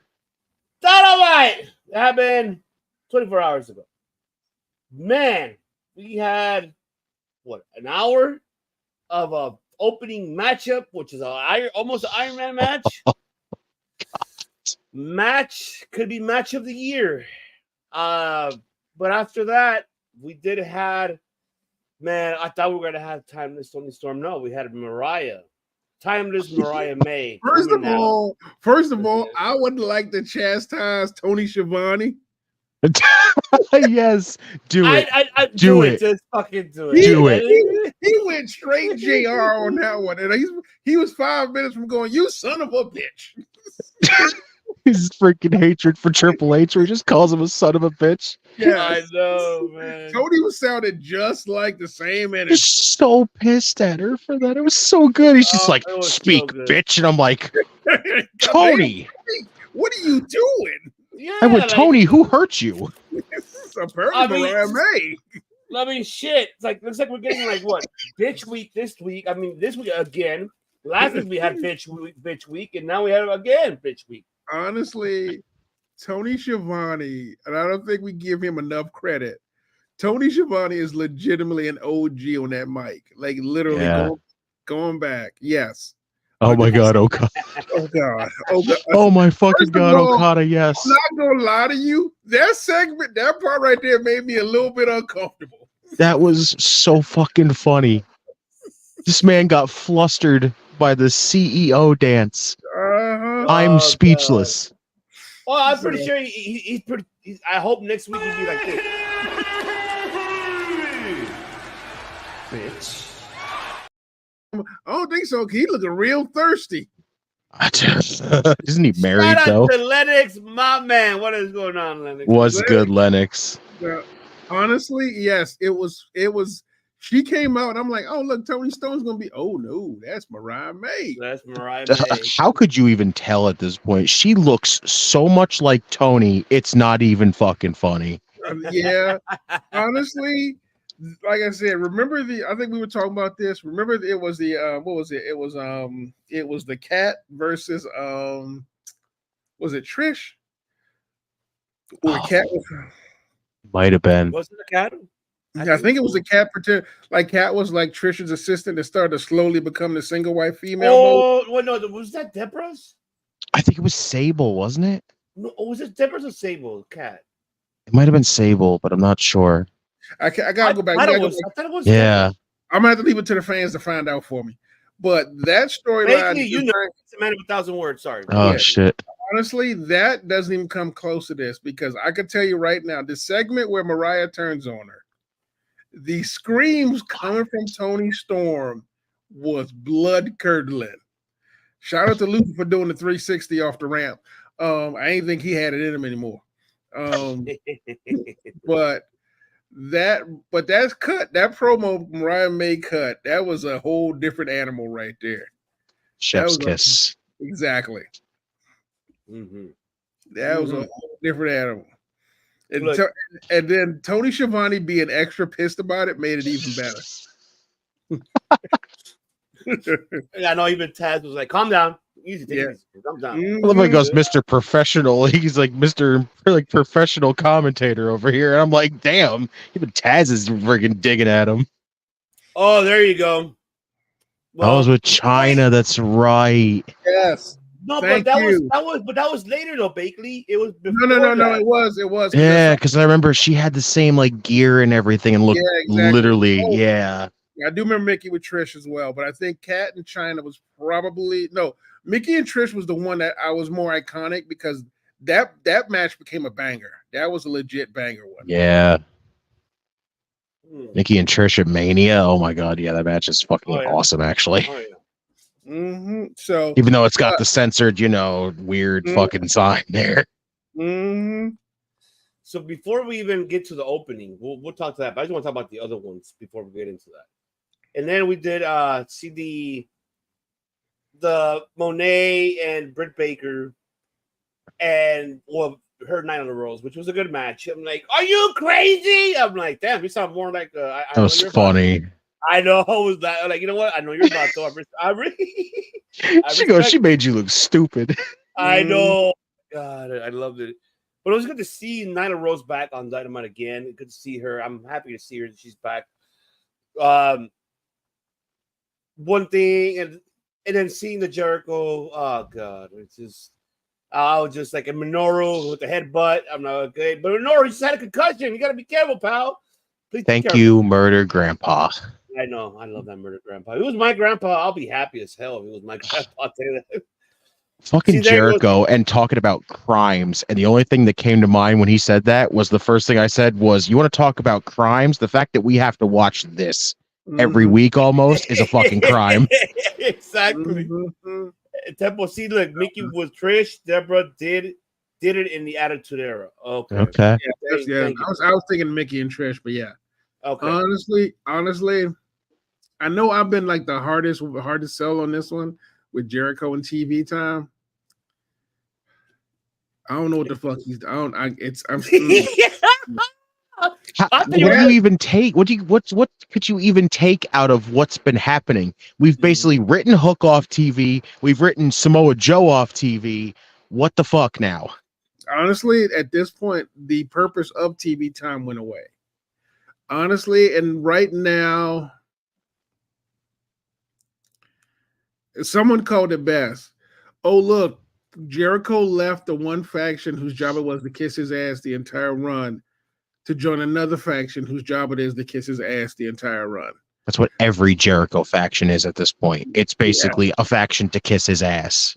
Yeah, and honestly, I got to tell you right now, I gave it enough chance. I gave it enough time, and I'm done with this one. I was waiting for that shit. I knew it. Honestly, if it was not for Minoru Suzuki, I probably would have cut off this segment as well. Thank you, Suzuki. You saved us from fucking miserable shit of Jericho. He absolutely did. He fucking did save us from miserable shit. Kaze ni nare. Yes. God. Oh man, I won't forget when I was there for the New Japan show. We all were singing that song. I love that shit so much. I love that shit. I got to meet him. He was so awesome. He just, of course, his English is not the best, but man, he's so humble. He's very grateful for his fans. He better have a retirement tour like fucking Great Muta. He better have one. Oh my God, yes. He better have one. You give Suzuki everything when he freaking says, I'm hanging it up. You give him everything. God, don't start with which means WWE, you open the fucking door for that man for one match. Oh my God. And let him use a theme song, right? Oh my God. Yes. WWE's freaking crowd singing Kaze ni nare. I would die. Oh, me too. Let's fucking go. There you go. I am with you. I am with you, Redeemer. I'm so with you on that. But the one thing as well, like I said, we'll save the opening for the last. But one thing I want to discuss this too. The sale that Monet is really giving to Britt Baker I am shocked for it. I'm more like, okay, you're really putting Baker good on this one. Okay, you're running away from her. Why is that? You've never run away from other competitors. Why are you running away from this one? Because she's a heel. I told you before. The only time Sasha Monet or Mercedes Monet Sasha Monet is good is whenever she's good is when she's a heel. When she tries to be a face, it does not sell well. When she's a heel, she can be great. Okay. Like that's honestly, like day one, that first thing I said was I was pissed she came into AEW as a face. Yeah, you see. Even Temple, who wants more TV time? You know I do. Hi guys. Oh please, you can have all the TV time you want, Temple. We'll freaking watch. Oh yeah, you want to grow lame ass corn? You better respect Jericho. You know what he can do with that corn? He can eat it the long way. God, I love those fucking signs when those are in the crowd. It kills me. I mean, honestly, I would enjoy it too if it felt like it was going somewhere. I'm not. It just feels a little aimless right now. Mm-hmm. And until they actually have like an actual storyline, I can't really enjoy the learning tree. And right now, it just feels very. Well, I wouldn't mind seeing them if they fucking go at it with Righteous and Lance Archer. Yeah. Oh, Interesting. the reason why I said because I would Big Bill and Lance Archer. Why the hell not? Two big meaty men slapping meat. Oh, I want to see that. I just want to see more of fucking Lance Archer. My God, why are we not getting Lance Archer on our fucking TV? Oh, he won't. I love it. He won't sign with AEW. He literally is like he is happy like being in Japan and going back and forth that way. Good, because that's where he's done most of his work is in fucking New Japan. That's very true. Very, very true. I mean, I'm not going to discount his TNA time, but still, you know. Exactly. So, but can we get back to the Monet thing? Like I said, I've told you people before, everyone who's wanting her to be a face, I was like, don't, because the woman just can't do it. Not that I don't think she's a good, I just think that right now her strength is being a heel. Britt Baker, who right now is the shiniest wizard right now, is great going against Monet CEO because the DMD versus CEO is great. Like it for me, it's great. Like let's face it, like Monet is over the top, extremely extra, and Britt Baker's down to earth. Like we've all seen that. We've seen that gimmick before. In the most iconic duo in wrestling, Ric Flair and Dusty Rhodes. Mm-hmm. Like that is the Ric Flair Dusty Rhodes formula right there. Yeah. Okay. Yeah. I mean, I'll say this: I'm not fully sold on it still yet. Yeah. Like I'm giving it like its time, you know, because like again, I'm going into this very low expectations with this feud, but like. Like I said, I'm giving it its time. So far, I'm not fully impressed with it, but you know, we still got a long way to go till All In, so could be some more interesting stuff out of it. I'm with you. I'm with you, brother. I'm with you on that.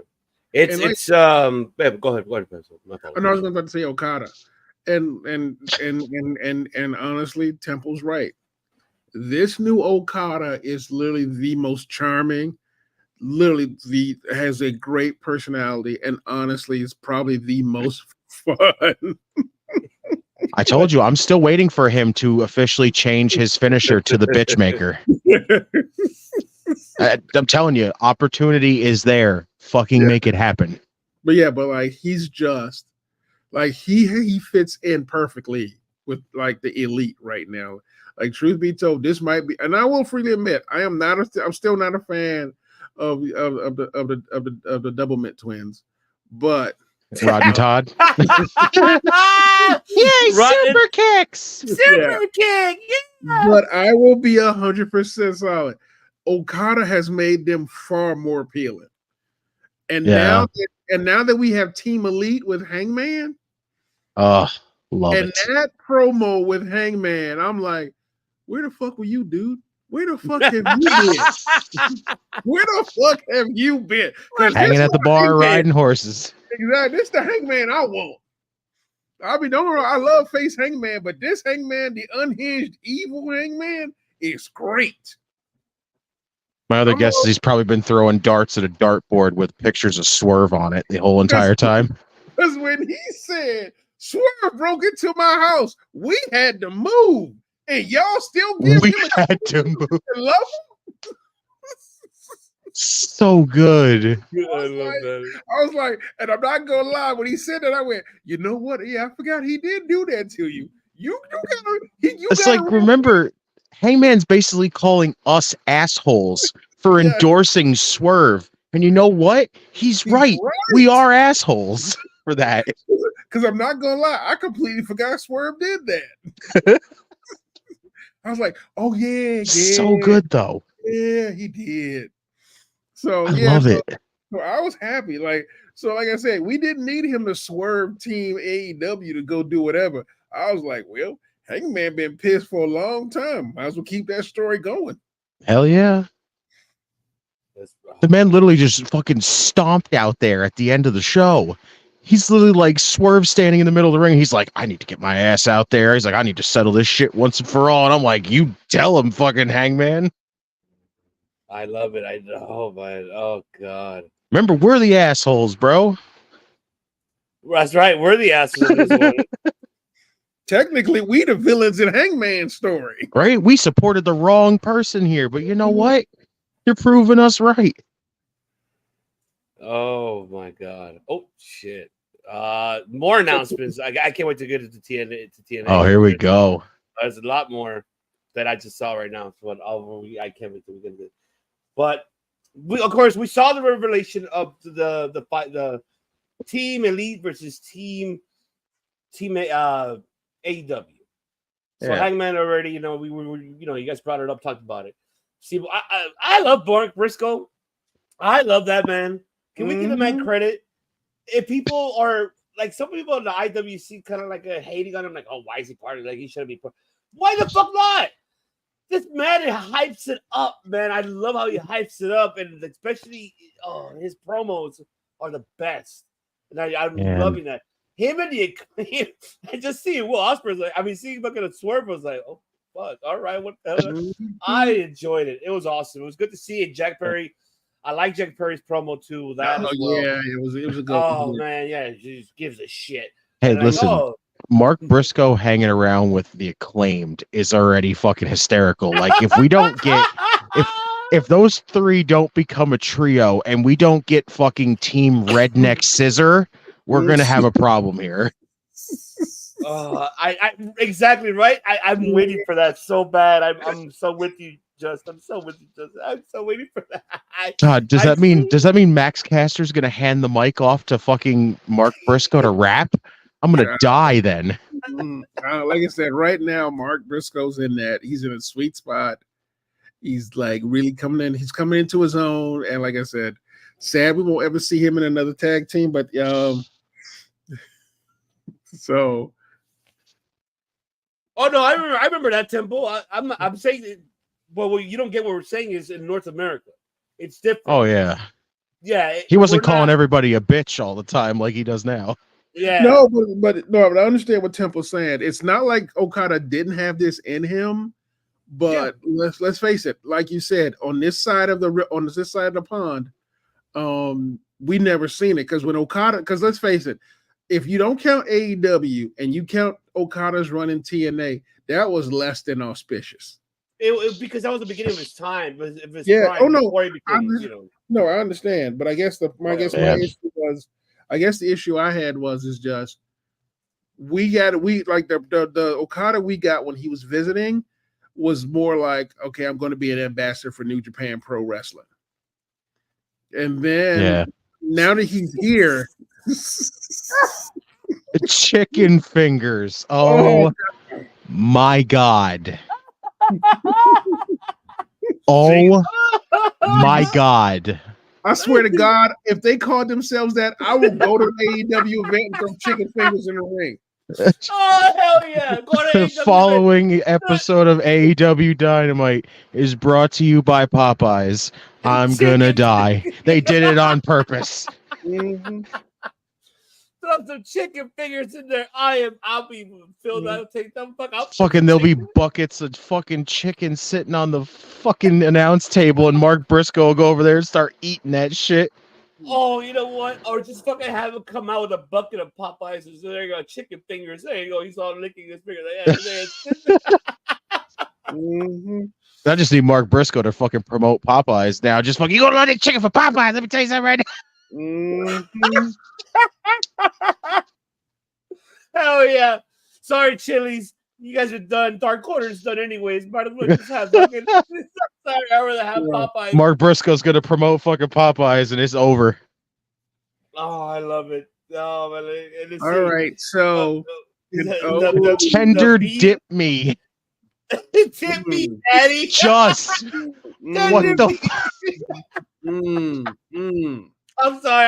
I'm sorry. That's great. Now it's a Hidden Valley Ranch sponsor. Here it comes. Man.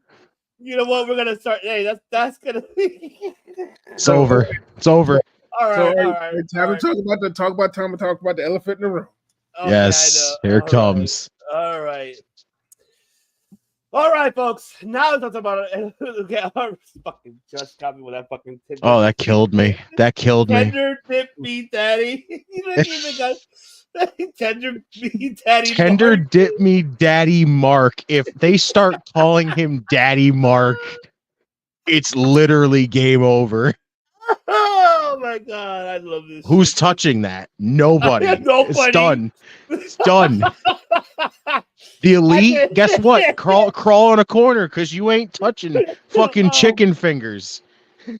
I can just picture Billy Gunn just trying to like, oh fuck it, you know I'm hungry. I didn't even get that. I can picture that. No, because that man would probably like wipe ranch dressing on his ass, but we're not gonna go there. Oh no, all right. He's gonna go there. But all right. Honestly, all right, at 60 years old, that man has earned the right based on Yeah, that man is shredded for his age. I am not hating on Billy Gunn at all for that. Oh no, yeah. No, I understand. I'm sorry. But yeah, 60 years old to always be an ass man. But all right, elephant in the fucking room. The opening match that lasted an hour, that really lasted, was in 59 minutes and 93 seconds that he won the international championship. This match really, for me, I think all of us have seen what MJF is capable of. His transition in professional wrestling in the ring, not his promos. I'm talking about his in-ring performance. He has done incredibly great and has tremendously evolved to be where he's at. This was it could be match of the year. I'm not gonna say it's gonna be like the number one. It could be one of the top 5, in my opinion. Because we're burning the mid-year of 2024. We don't even know what's coming up with the next couple months. Really. So I'm not gonna jump the gun like piece of shit Seltzer did. Oh my god, stop with your shit because you're too much of a kiss ass. You gotta be more like us that we're just like, we pros and cons of all professional wrestling, not just bashing one promotion. No, every promotion. This one, I could say it was a top 5 match of the year by far. Greatest I heard, Dave McGregor busted open and gave his comparisons. We all have different comparisons. This was for me, and I can't wait to hear what you guys thought about it. For me, this was a match that was like going back to the golden fucking eras. This is going from AWA heading into the WWF golden era, meaning as a heel and a face. When you have a heel and you have a face who can sell to the crowd to you and go ahead and sell, have them, hey, you hate me, fuck me, right? Like MJF did that. For God's sakes, a kid fucking chopped him because of Will Ospreay.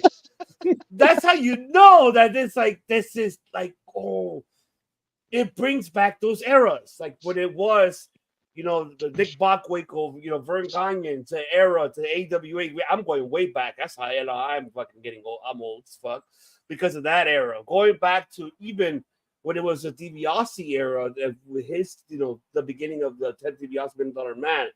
Savage on his heels days, Honky Tonk Man on his heel days, even to the next generation, Owen Hart, Owen Hart days, Shawn Michaels days, Bret Hart face days, British Bulldogs face days, Hogan, of course, Warrior, a lot, and so on and so on. I could go on and on. There's so many comparisons to this match because the fact that it was telling the story within the ring. And outside because they got the audience attracted and like, yeah, we're part of this shit. That's what I loved. It felt like a similarity independent circuit event, pro wrestling independent circuit event to like those eras that I mentioned. It really reminds me of that, and I loved it and very enjoyed it. MJF really has the potential to be, and which we've all pretty much said it within ourselves and to everybody else we chat to, he is the future of this product. And so alongside with Will Ospreay, he can do it. He has the potential. He knows how to put asses in seats as a face or as a heel. Man psychologically knows how to read the fans. I wish this man could sit down with Jake Roberts. That's one man that nobody gives credit to. Because Jake the Snake Roberts knows how to fucking tell a story in the ring. Even though back in those eras, but could tell you, he could tell you where you could get to. But man, seeing the Styles Clash, seeing the Power Driver, seeing everything else, man, the ending of it. Now, this is a two-part question for you both because I am curious to hear this. I saw everybody's IWC, their comments about it, the pros and cons of it. But we're analysts here, folks. Pepsi Phil and the Redeemer, we're analysts here. So my two questions for you, and I'm going to start off with you, Redeemer. Overall, what do you think about the match? And does this hurt Will Ospreay losing? And for him to actually get a rematch at Wembley at All In, and this time using the Tiger Driver 98 because he was drastically trying to use it here, but he hesitated. Do we see that? Was this a bad move for him to drop the belt here on this 250 event? Or was this a good move to develop for a rematch heading into All In? The floor is yours, my brother. So I'll start by saying this. I can't even put a word attached to this matchup because I feel like no matter what I put on this matchup, it's doing it a disservice somehow. Like if I call it spectacular, I feel like it's not enough. If I call it like unbelievable, I feel like that's not enough. I feel like there's just some word that doesn't describe it that just we can't find right now to describe. Like it was unreal to watch this.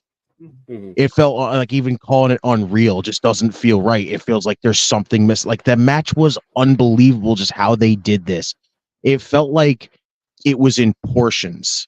And that's what I loved about it, like, too, because it felt like there was like multiple different like pieces of the match the whole time. Like, yes, it was telling the story the whole time, but it felt like it was in phases. It was like, here's this phase of the match. And then it went, here's another phase of the match. And here's another phase of the match. And I loved how they did that whole thing. And again, I love how the referee was very lenient with it. He wasn't like just being like, okay, I'm going to make sure this is a count out because of course we want to watch the fans just have a fucking meltdown by having this match end in a count out. Would have been it would have been hell on earth for that kind of shit. Like I at this point, I think we now can officially say that we can start putting MJF in the talk for the best of like current right now. If you don't believe that right now, you're out of your mind. It's crazy because MJF, like the best wrestler today, now has proven that he's beaten like two people that we have put in that category in like Bryan Danielson and now Will Ospreay. Mm-hmm. Even Kenny Omega, when he was in there, he's beaten Kenny Omega. I think we could now say that we could start putting MJF in the conversation for that position now.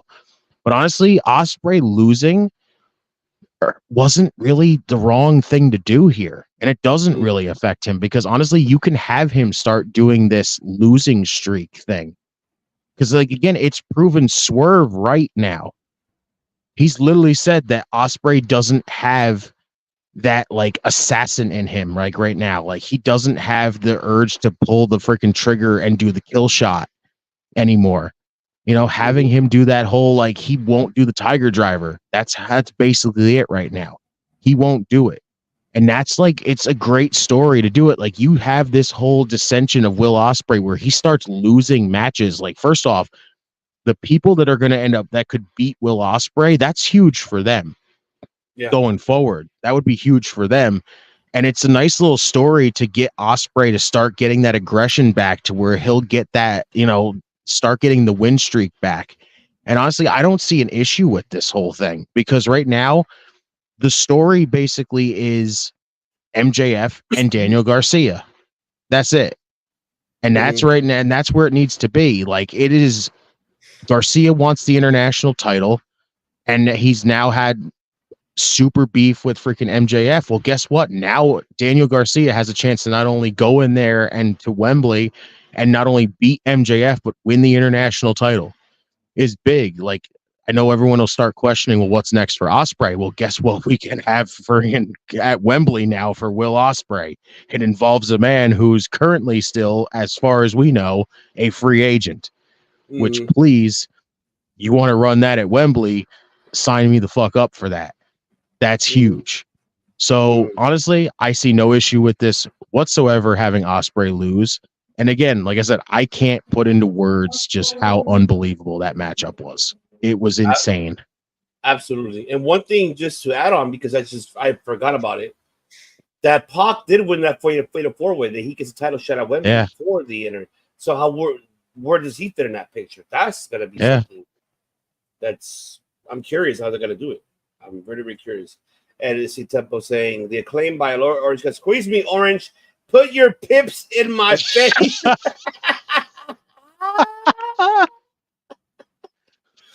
Hey, just say he doesn't have the grind.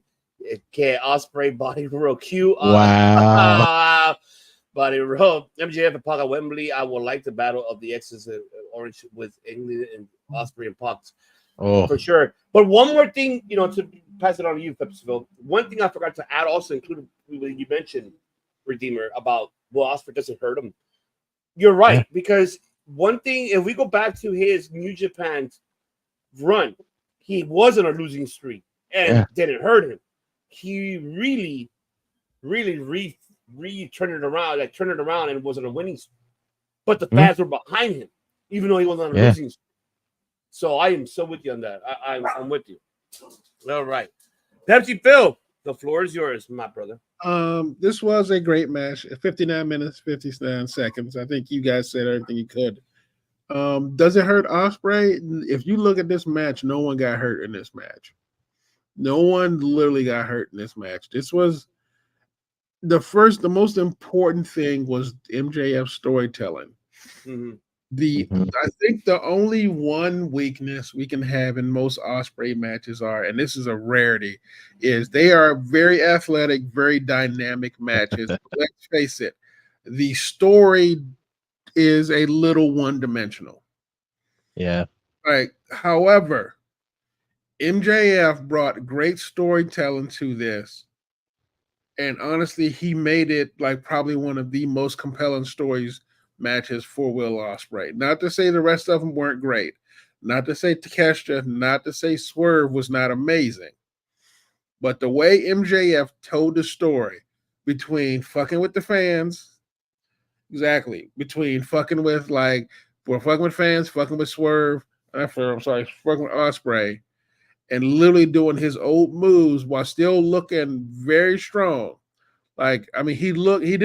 He wasn't a coward, but he wasn't like he's not on the Will Ospreay level of athleticism. But that said, MJF pulled out some stuff we have not seen before in a while. And he made Ospreay pull out some stuff literally like a super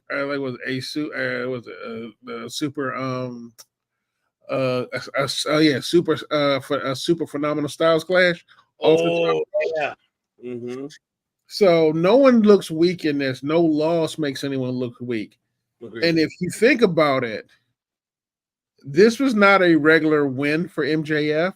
They had to put the mask on him. He had to get helped out the ring. Yeah. And you saw him basically looking like he almost died. Literally, like the match almost killed him to win that belt. Mm-hmm. Even though he did punch Ospreay in the head with that ring. So in the end, this is, like I said, this right here will push Ospreay forward. This is one of the few times that losing a belt does not ruin someone's momentum. And let's face it, this makes Wembley look way more interesting. This makes Wembley way more interesting.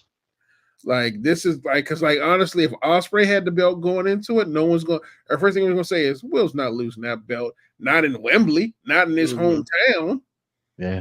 Now he doesn't have a belt. Now he has a belt he could win in Wembley, or another match he could win against maybe Pac, maybe MJF. Probably Temple. It probably is. No, it's no. It's not for him. It's not for Ricochet. Is basically already said it here. It's for a Mexican star. Yeah, they already proved. They already showed who it was. Yeah, they already showed who it was. I forgot who it was though. Something Trapizi. I forgot his name. So, but honestly, I truly believe that they took the belt off of Ospreay because it's better for him to be not a champion. Because if Ricochet shows up, Ricochet shows up. It's going to be a straight match between the both of them, and the belt doesn't come into play. It's just those two going at it like they normally do. And right now, remember the first time they met, they were like fucking teens and 20s. It's true. Now they got what 20 years of not 20, but they got 10 years of wrestling under their belt. Can you imagine what kind of match they would have against each other? God. So like I said, I would not. So yeah, so this match right now had so many implications. MJF carried this match as well as Will Ospreay, but I will give him credit. MJF carried the story for this match, and brilliantly, like 100% brilliantly. Oh fuck yeah! I feel like honestly, what Tony Khan is really doing now with Dynamite, if you guys are paying like really looking at it, I don't know if you guys can see it the way how I see it, is now he is learning. I've been saying this. He's fucking learning how to fucking tell stories heading into the fucking pay-per-view. Tell a fucking story. I think he's shitting bricks. I think he was. I want to hear this. I think he was fine when he was going against Vince. I think he was fine when he thought Triple H would run WWE like Vince. Now that he sees Triple H as a whole different animal. Like, he's not going against an old dude who hasn't wrestled in the last 40 years, not since Attitude Era. He's going with a dude who's pretty much got like institutional knowledge of wrestling, who is a student of the game, as it were. No pun intended. Game. I'll say he is the game. What? Yeah, it's the game. But like I said, it's very like it's not like this is not he's not going against a regular booker. He's going against a guy who used to be a wrestler, who pretty much is just as historically knowledgeable as him and has a better inside track to wrestling than Tony Khan ever will. And can you let the audience know that are listening internationally and North America wise, where did he learn from? Who did he learn from? Who did he learn all those like storytelling inside, outside of the ring? Who did he learn from? Who taught him how to wrestle? I mean, give us a history, Pepsiville. Give us a history. I mean, think about it. The man started. First of all, the man started in Boston, but two of the guys and it wasn't in wrestling. I can't remember who the name is. The guy who originally trained him, but when he got into wrestling, he trained with guys like Ric Flair, trained with guys like superstar Billy Graham, trained and literally had Killer Kowalski. Killer Kowalski. Nice. Killer Kowalski was it. And literally there was an Undertaker, an Undertaker as well, which you can't remiss. And Lily has run perhaps arguably two of the greatest factions in WWE history, period. So, like I said, Tony, I'm not sure if Tony was always on this track, but I feel like the looming vision of Triple H truly developing a brand of storytelling, sports entertainment, and professional wrestling going global has got Tony. I don't want to say it's not a competition because it is a competition, but let's face it, it's not a 1-for-1 deal. Has Tony thinking he's already behind and now he needs to keep up. He doesn't have to. He can't surpass WWE. You just can't. Like as much as you like to. That's what we love Just for that reason because he Just. Like I said, you are never going to surpass WWE right now. However, you got to do your best to keep up with them. Like think about it. WWE's about to go global. As soon as they hit Netflix in 2025, they're going to go super global. You're right. They are already have inroads in Japan. They already have. They're starting to build. They're talking about building roads into Mexico. They're already in the UK. They already have the UK with PWG and those guys, and PWG and Progress. But right now, at this point in time, you cannot keep up with them 1-for-1. But you have to be a comparable brand, as it were. Like if you're going to be an alternative, you have to be a real alternative to be on that level. Yeah, because this ain't gonna be like and Eric Bischoff, if you're listening, Sorry, this ain't 83 weeks here. I'll tell you that. So Tony Khan ain't doing what 83 weeks what you've done. I'll tell you that. I respect, AEW and everything. I'm not discrediting the product, folks. No. It's just that for me, it's just, and I want to hear you too, Redeemer. Like for me, it's just really more like he needed this type of competition because it's because if you didn't have this type of competition, then you would have just, let's say, fantasy wise, quote on it. Let's say if piece of shit McNuggets would have stayed and none of this shit would have happened. Guarantee you Valkyrie would have been, oh yeah, AEW, I'll come, hell yeah. Yeah, everybody else, oh yeah, no Ethan Page, no Sean Spears, coming soon, Ricky Starks. I don't give a fuck what anybody's saying. Ricky Starks will be there. Mark my word, Ricky Starks will be going to NXT. I'm telling you that right now. Yeah. Easily. He will be going. Honestly, I found out Sammy Guevara is still with AEW. I'm like, really? Oh, he's on his next watch.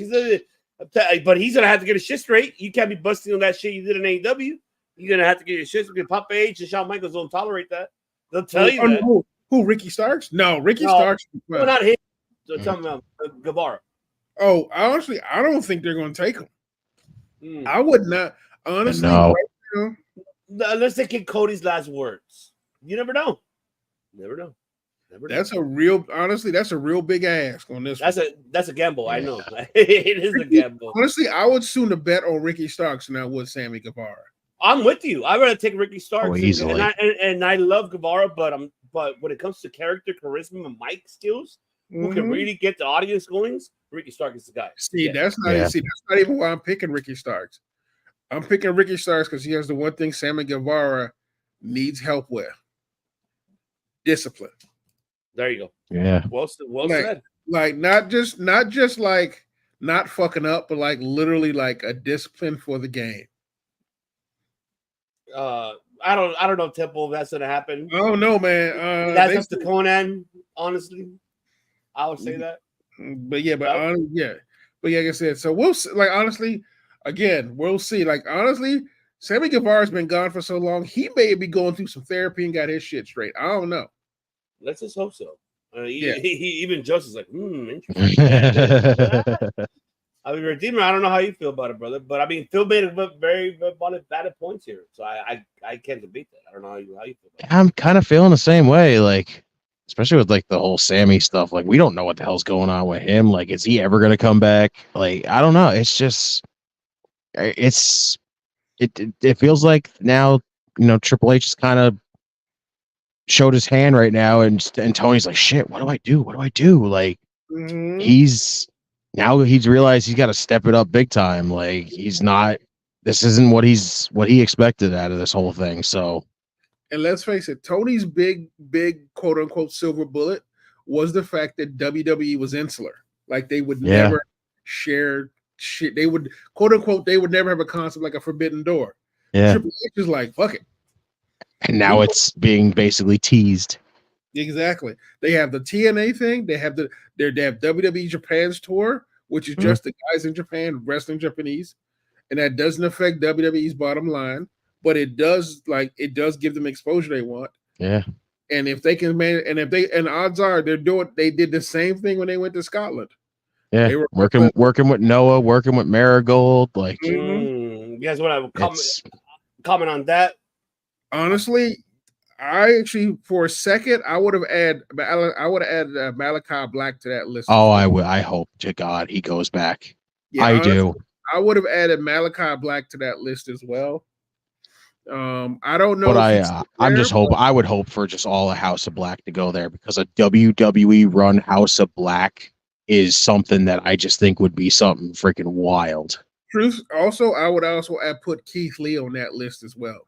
Oh my God, Keith goes back. That'd be so good, actually. Yeah, honestly, Keith Lee should be on that list as well, because his run was stunted, and honestly, he was doing until they introduced Bearcat. He was great. So I think Hobbs. Wow, he put Hobbs on there. Actually, I don't know about Hobbs leaving. I don't think I could see that. I don't see Hobbs leaving much, but I do see Keith Lee going in a spot where Hobbs is. Yeah. Miro has no reason to stay. Ricky Starks, definitely has earned. Yeah. Ricky And Starks. Wardlow, God, He they needs killed him. He needs to get the same treatment Braun Breaker got at NXT. Basically. Yeah. Just picture him going to NXT and then pairing him up with fucking Obafemi. Like, exactly. Wild. Oh man, Sammy's actually is in therapy. He's going through the micro P in his energy. Damn, Just. Malachi said he doesn't want to go back. Oh, that's lame. Well, no, I mean, which it's weird, but I understand why he does it because he has explained it. Because right now he's in a position to do what he wants. Like he's got this. It's like him and Matt Cardona and Dolph Ziggler. They're doing exactly how they want, and they're doing a wrestling presentation that they want. So I understand that. Oh yeah, I would just like to see what he would do under a Triple H regime. Honestly, yeah, that's one thing that I'm with you though. So go ahead. Because honestly, I would want a Malachi Black faction going against the Wyatt Six. Oh, for the love of God! So I'm saying, just make it happen. Just get all the House of Black there. Mm-hmm. All right. Because first off, Brody and freaking WWE would be nuts. Oh my God. Yeah. Oh man, I love that. I want to cry and I'm holding myself. Ladies and gentlemen, it's the last topic of the evening because it's Netty Mania running.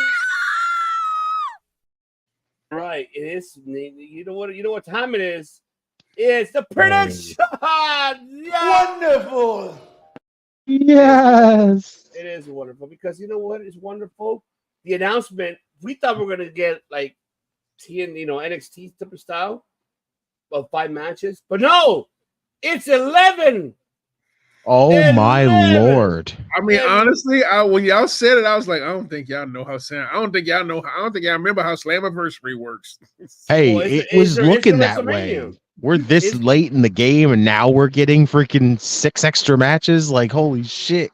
Well, all these matches been built for a minute. Like I said, like they have been building up to these for a long time. The only one that was brand new for me was Jordan Grace's match. Like honestly, that was the only shocker for me.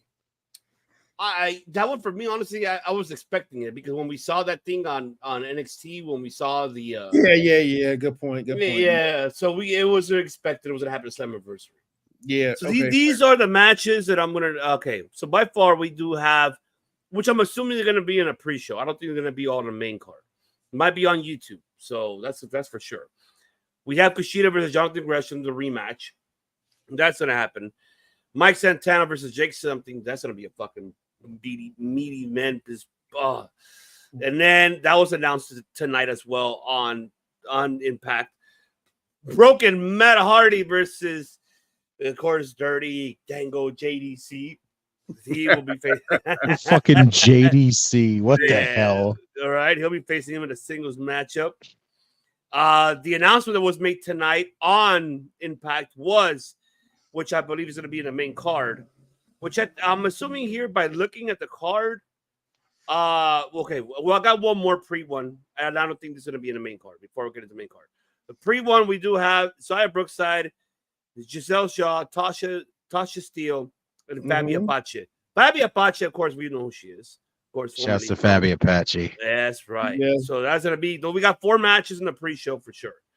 We got the main card that was announced tonight. The Rascals reuniting, just like we did on NXT. We'll be facing No Quarters Catch, Charlie Dempsey's crew, Miles Bourne, and Tevon Heights. We have that. We have the System, which was announced tonight as well, since they retain their tag team titles away from the Hardys, versus ABC, defending the TNA World Tag Team Champion. Oh, ABC. I can't wait for that one. That's in the main card. We got AJ Francis defending the Digital Media and the Canadian International Heavyweight Championship versus PCO. So that's going to be in the main card. We got the Women's Knockouts Tag Team Championship, Masha Slamovich and Alicia Edwards defending versus Spitfire, which is Danny Luna and Jordy Threat. We got Man, we got Mustafa Ali defending the X Division Championship, which that's the one I'm excited for. Him and Speedball Mike Bailey. Ooh, that's gonna be the banger right there. Oh, I can't wait to see that match. We got the Knockouts Women's Championship, Jordan Grace versus Ash by Elegance, of course, Dana Brooke, formerly known as Dana Brooke. And we got the main event, which is for the TNA World Heavyweight Championship in a 6-way elimination matchup.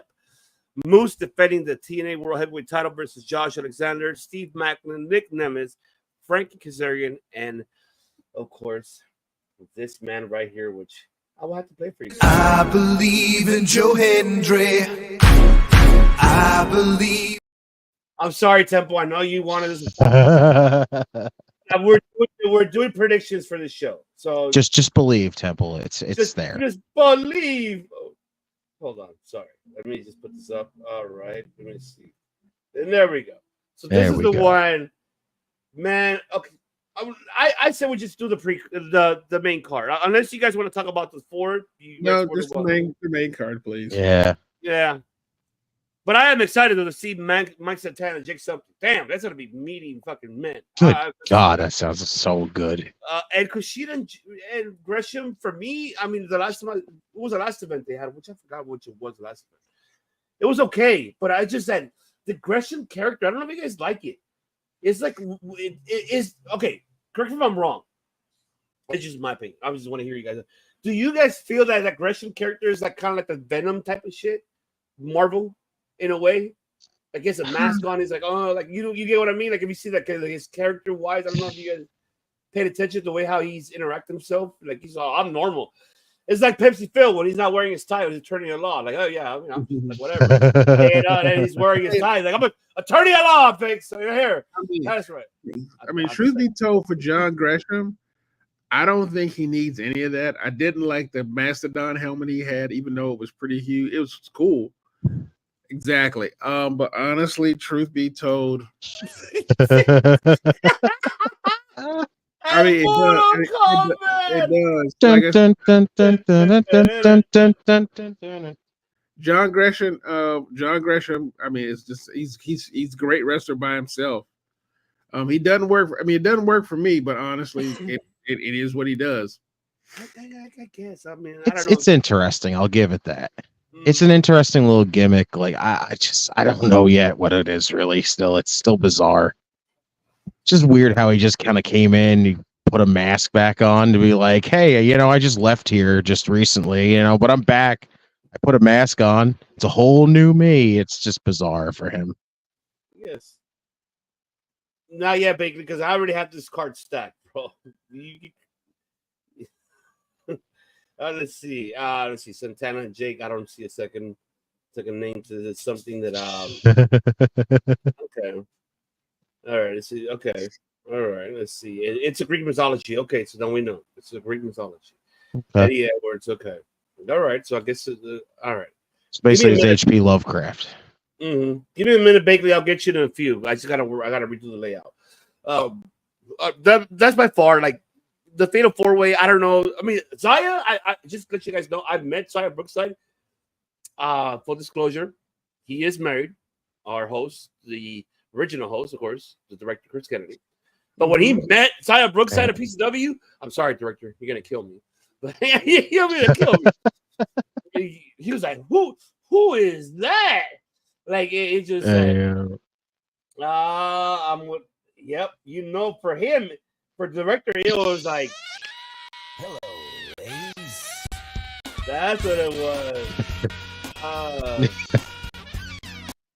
That's what it was for him. But I'm like, you know what? You do your own. She's shucky ducky, quack quack. Yep. Shucky ducky, quack quack. There it is. This one I am intrigued because Fabia Pache, I love her. She's a fucking phenomenal, no pun intended, women's wrestler. I love her. Tasha Steelz, I'm glad she's still there. So I'm kind of looking forward to see how those are gonna build up for sure. But all right, let's start with the main card. You know what? We're gonna start with the Rascals versus the Quarter Catch Crew. Let's start with that. So Redeemer You got Kayla's gonna go Nettie. Phil, I'm telling you right now, Phil. If you go back and watch the Tuesday replay, you please go see it because Kayla went.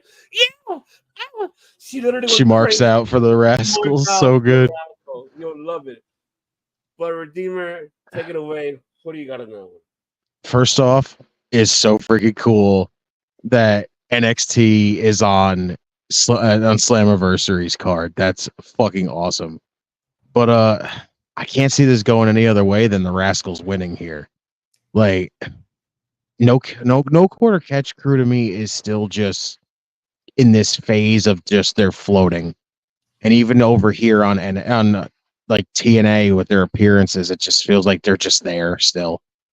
So I can't really see that going any further for them. I think Rascals win here. Oh, I love it. Mr. Attorney at Law, who do you got on that one? I gotta agree. Same thing. Oh, on that one, I gotta go with the Rascals. Okay, so you got the Rascals. Mm-hmm. All right, that's the main card. All right, so then we got on the second match of the main card, AJ Francis versus PCO for that Digital Media Championship and the Canadian International. Why is he calling these fucking titles different? He made a title up and then he has Digital Media. Why? Well, the Canadian titles actually was an old title, but he just brought it back because reasons. Oh, that's what it was? Okay. I Yeah, there was no explanation why. He just brought back a title, and because he brought it back, he was crowned the first champion. Mm-hmm. Okay. So who do you got on that one, Redeemer? Who do you got on that one?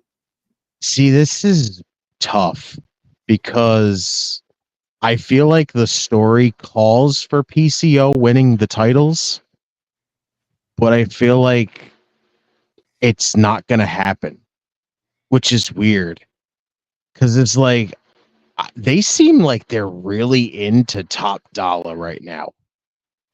And I don't know, like, it's tough.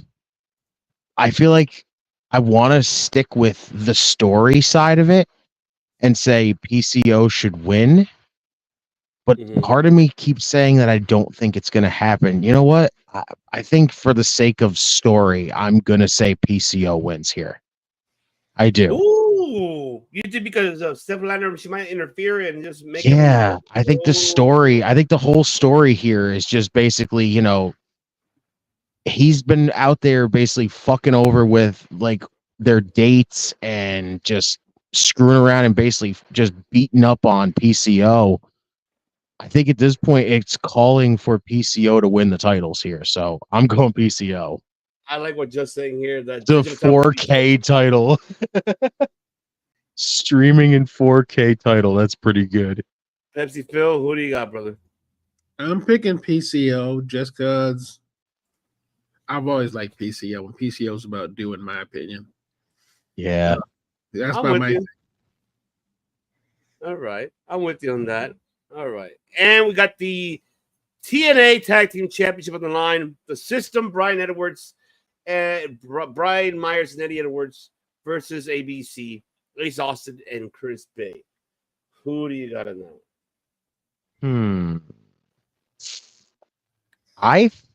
I think the System retains here. I do. I do think that they're going to start losing titles, but I don't think Eddie and Brian drop them here. Okay, Pepsi Phil, what do you think? I think the title change. Oh, ABC winning the titles? Ooh. Yeah, I think ABC wins. ABC. It feels about the right. It feels about time, honestly. And ABC's been on a pretty decent run. They're fucking awesome. Mm-hmm. Temple was saying that ABC should be changed the name. If that dickhead wins, hold on, we'll get there. Nope. Nope, we're gonna get a POC. Shout out to PCO. Shout out to him. He's been kidding us since getting the new kidney. Oh, that's right. Yeah. Shouts PCO. Mm-hmm. going to win the titles back after the whole storyline, them going through issues and getting back on track. Mm-hmm. I'm going with Alphabet to win over the system. ABC means 1, 2, sweet. 1, 2, sweet. Whee! Well, yeah, damn it. Bay and Austin freaking Ace, you need to freaking steal that. Whoop, whoop. I love that. All right. And then we got the women's Knockouts Tag Team Championships, which they're also in the main card. Alicia Edwards, Masha Slamovich defending the titles versus Spitfire, Dana Luna, and Jody Thread. What do you got on that one? I think Militia retains. I do. I think it's going to be one of those situations where like the other members of the system are going to retain for the night. I'm going to agree with that. Yeah, I love Masha, man. They don't give her credit what credit's due. I think that woman deserves to have a singles run. Mm-hmm. I think so. She's ready. She's a beast, man. That woman is a beast. I'll tell you that. And The fact that Killer Kelly went down with an injury and now all of a sudden she's teaming with Alicia Edwards and they're literally called the Militia. That's fucking hysterical. That is. And it's working. It is working. I am so with you on that. All right. We're down now to So we're down to the TNA X Division Championship. Mustafa Ali and his campaign, and he'll be defending that X Division Championship. Which I'm sorry, I'm gonna say right now, and I'm gonna go fucking nitty. Oh, that's God, nitty. I'm not ready for that nitty. match. I am ready for that match. Speedball Mike Bailey. I just get this out of my way. I met Speedball when Ronda made her return in the independent circuit. That man is so humble as fuck, man. And I know he's with SoCal Val, and kudos to both of them. Great couple. But Speedball can fucking go, man. I don't know how the fuck this fucking can do it with those shoes.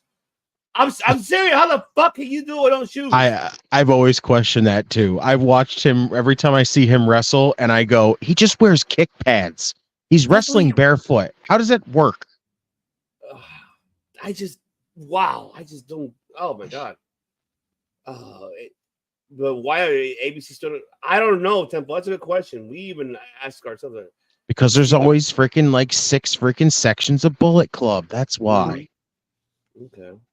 So Slammer is going to be a slam. Oh, Chef, what's going on? Shout out to the Chef, Brian Cook.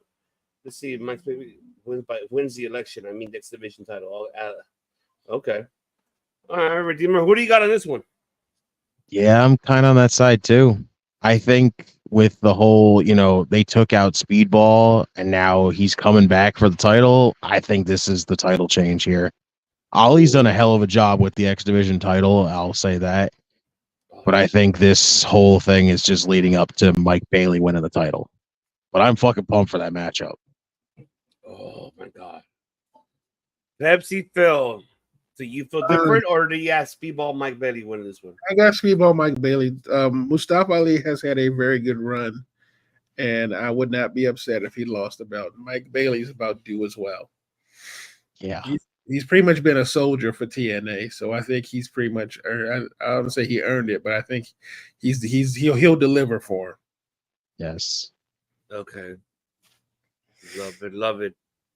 Now we're gonna go with the TNA Knockouts World Heavyweight Championship, as we have Jordan Grace defending with Ash Elegance.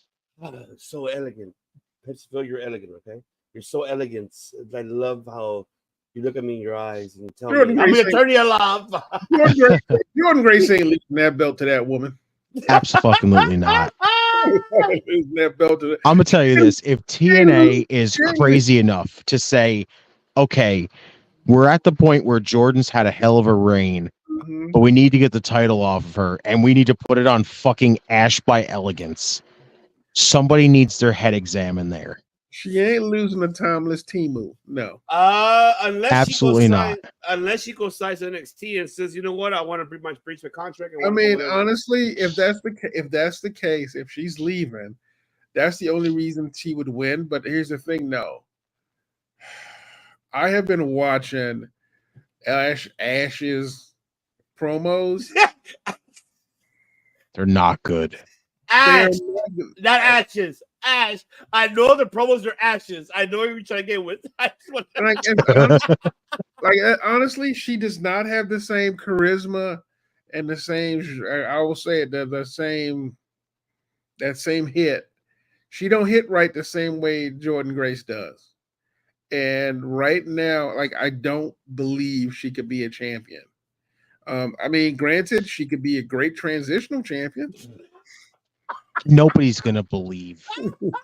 No one believes that she could win that title. That's Timeless Timu.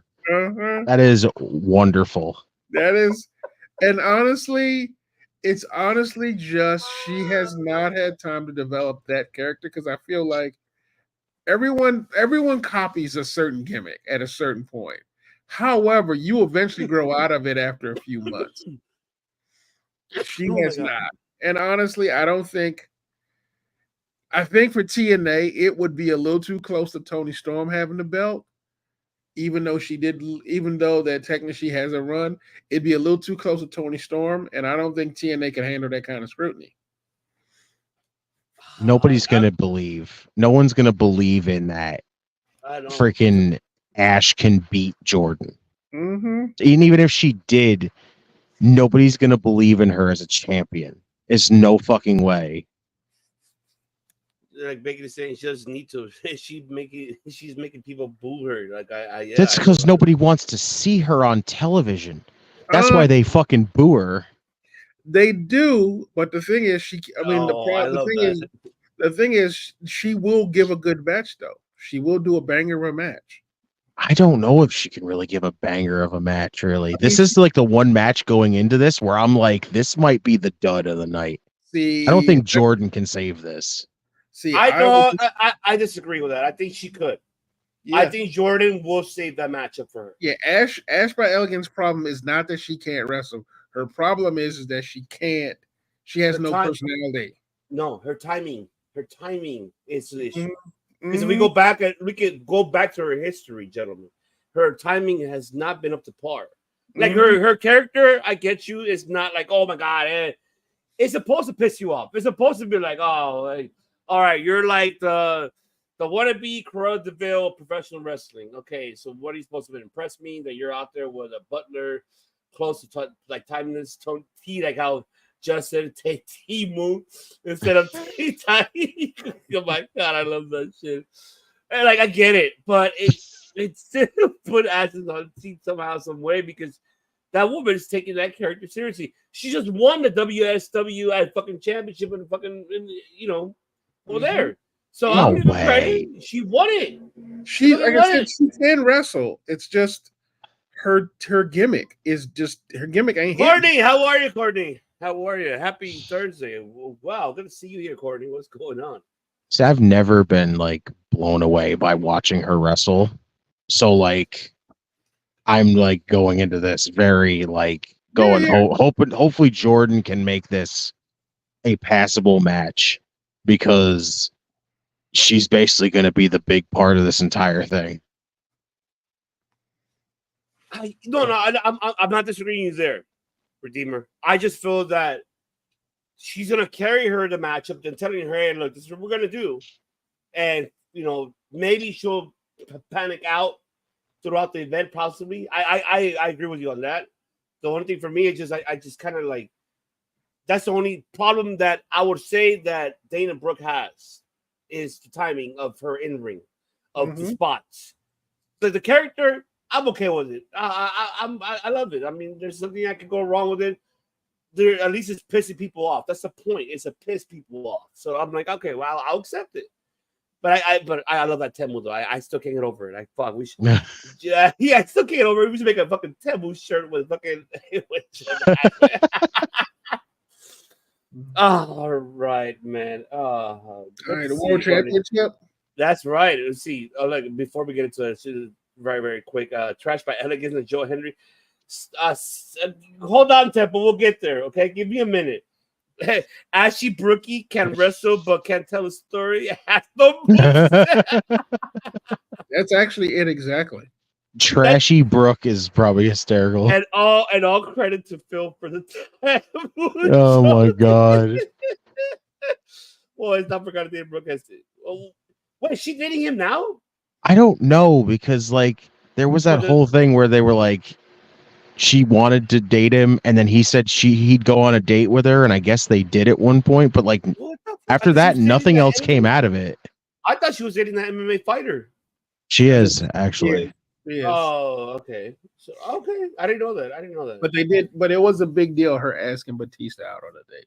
Oh, Yeah, it was. Wow. That was like the biggest thing that she's ever really done, and everybody was like, "She asked Batista out on a date. It's huge." And I'm like, "Sure." So you know her. You know her mind was this. Okay, guys, you're killing me here. I know. Me too. I have to wake up at 4 a.m. Okay. So do I. So right. Sorry. The last one here. The main event. All right. The main event.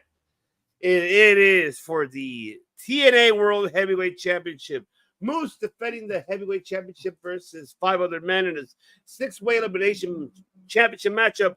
Josh Alexander, Steve Macklin, Nick Nemeth, Frankie Kazarian, and of course, I'm not play it, okay? Temple, you know what I'm talking about. Joe Henry. Which you said a scumbag, you don't want him to win the title, Temple. I hear you. But I'm not gonna speak for myself. Justin can speak for me because he knows what I want, and I want it too. Yep, and I'm just gonna, you brought up a give me what I want. So what is it? But go ahead, Redeemer. Let him know. There's only one correct option here, and it's Joe Hendry. Joe Hendry has to win the title. Like you gotta capitalize on his fucking popularity right now. It's big. It would be big for them right now. I'm not saying Moose hasn't been a good champion because he has been. And everybody else is basically there, like, could win the title. Like, Macklin could get another run. It wouldn't be that bad. Nemeth could finally get a title run. It wouldn't be that bad. But it's like, look at the one guy in the match who's at the super biggest popularity right now. Adding the TNA world title to that whole entire thing right there is huge. Like I said, with Joe Hendry bouncing back and forth and showing up in NXT and everything, I'm telling you, him showing up in NXT with the TNA title is already going to be a big deal right there. So I say go capitalize off of it and go for it. Joe Hendry wins. Ooh. Believe, people. Believe. You gotta believe in Joe. Temple's here. I'd rather see Eva Marie win a title than trash by elegance. Oh God. And she did have a little stint, but nothing happened. Trust me, Filipinos don't need that. Oh, that's right. Courtney saying is Nick Nemeth winning the world championship. Oh man, I love that. See, Moose is winning. Gallus will cost Henry. Nemeth and Cass will cancel each other out. Macklin and Alexander will be the final 3. Was Moose okay? You got to give people what they want. Absolutely, yes. Not Henry's time. He will win it about to go a bigger stage. Don't say that in England. Remember, Chase is always the winner. The bigger is bigger. Yeah, okay, yeah. He's not winning in my country. Fuck that shit. He's gonna win in your country. Watch him. But Pepsi Phil, I don't know. You feel how the Redeemer and I feel. Do you believe or you disbelieve? Honestly, it's gonna be Moose. I think Joe Hendry. Damn it, you disbelieve? Damn it. Okay. Damn. But I think he gets screwed over by Cass because they've had a long-standing feud that's been going, that literally has gone through NXT. So my money's on Moose maintaining. Honestly, in my heart, I would like Steve Macklin to win. Oh my God, that'll be like a really. I'm with you. He did have a very short run, so he did, man. But the problem is that truth be told, and honestly, as much as I love Josh Alexander, I don't want to see him with the belt again. Like, he had a good run at his time, but I mean, the real wild card is Dolph. So he's gonna be a double champion. Right now he's currently the AAA Mega World Heavyweight champion. Yeah. And let's face it, Dolph is used to carrying world gold. Yes, he is. He is used to wearing gold. And truth be told, as much as I think Moose win, I think Dolph gives him better visibility. Bakley, did you just tag yourself in that comment? What the fuck? I think he did. It should have been me. It should have been me. Like, honestly, yeah, I think he could do it. They gave him the global belt. They gave him the global belt. They gave him AAA. I don't see why he shouldn't get TNA. Backlund and AEW. Oh gosh. I know. That would do that man. That you want to talk about doing that man a disservice? Yeah. He'll be in Ring of Honor. He won't be in AEW. I'll tell you that. We thought he got fucked in WWE big time. He get fucked in AEW big time. Oh, he'll get fucked more in AEW than he's gonna be the greatest ROH. At least TNA had the fucking gall to put the world title on him for a little bit. Well, you know what, Macklin, like I'm with you, Phil. Like, you know what, Macklin has the potential, man. He has that character that I really like. Yeah. He has that shit. Like, I mean, remind me both of you guys. And I apologize to interrupt you. Just very quick on this one. Is when he had his run, was it during the pandemic or was it before? I'm trying to remember. I think it was during the pandemic, but I can't remember fully because it was so short. Macklin's? No, Macklin's was back when Crowd came back. So. Oh yeah, okay. But even then, it was still honestly, it was only 3 months. It was so fast, like it was just there and then it was over. He did. Oh well, shout to fucking Steve Macklin. Maybe he goes. Honestly, maybe he goes back to WWE. Could happen. Because let's think about it. His TNA run has been pretty stellar. Oh, imagine him and Ethan Page. I wouldn't mind that. Yeah. Kill it, Macklin. That's all I gotta say. Yeah. So. Oh, okay. Well then, yeah. Then my money's on Dolph then. And it's true, Courtney. He did have a crowd, and that's why, he has potential. The man has potential. I feel that man can really have a great title run. Remember that led to the awesome freaking feud with Scott D'Amore. That's right. You're absolutely right about that. Man, I think the 6 man is going to be the one that it's going to be. I can't wait. I can't wait. Justin and I are going to be doing the watch. I can't wait for this show. That's just going to be amazing. We're going to do the watch along for that, and I'm excited for that. This card is going to be stacked. I mean, 11 matches. I know that at least out of 4 of them are going to be on YouTube that we're able to watch during the pre-show. Yes. And so, we're able to watch that, but of course, the Redeemer and I will come on for when the actual event starts for us to really go through that, and we'll discuss about that. But this card is stacked. I mean, okay, let me ask you this before we close it out here. What could we consider Slammiversary and Bound for Glory? Could we consider it like their WrestleMania and their SummerSlam, or WrestleMania Survivor Series, or what do you guys consider those? See, I always thought Slammiversary was their WrestleMania, but that's best. But that's what Bound for Glory was. Yeah. So this is more their SummerSlam right here. Mm-hmm. You feel the same too, Phil? Yeah, I think so too. Okay. But man, I'm excited, folks. Hopefully, you guys are excited as well. Come join us for this. It's gonna be fun. It's gonna be fun because if it does happen, Tempo's gonna hate the shit out of us. That's for sure. I'll tell you that he's gonna fucking hate us to the moon. He's gonna hate us.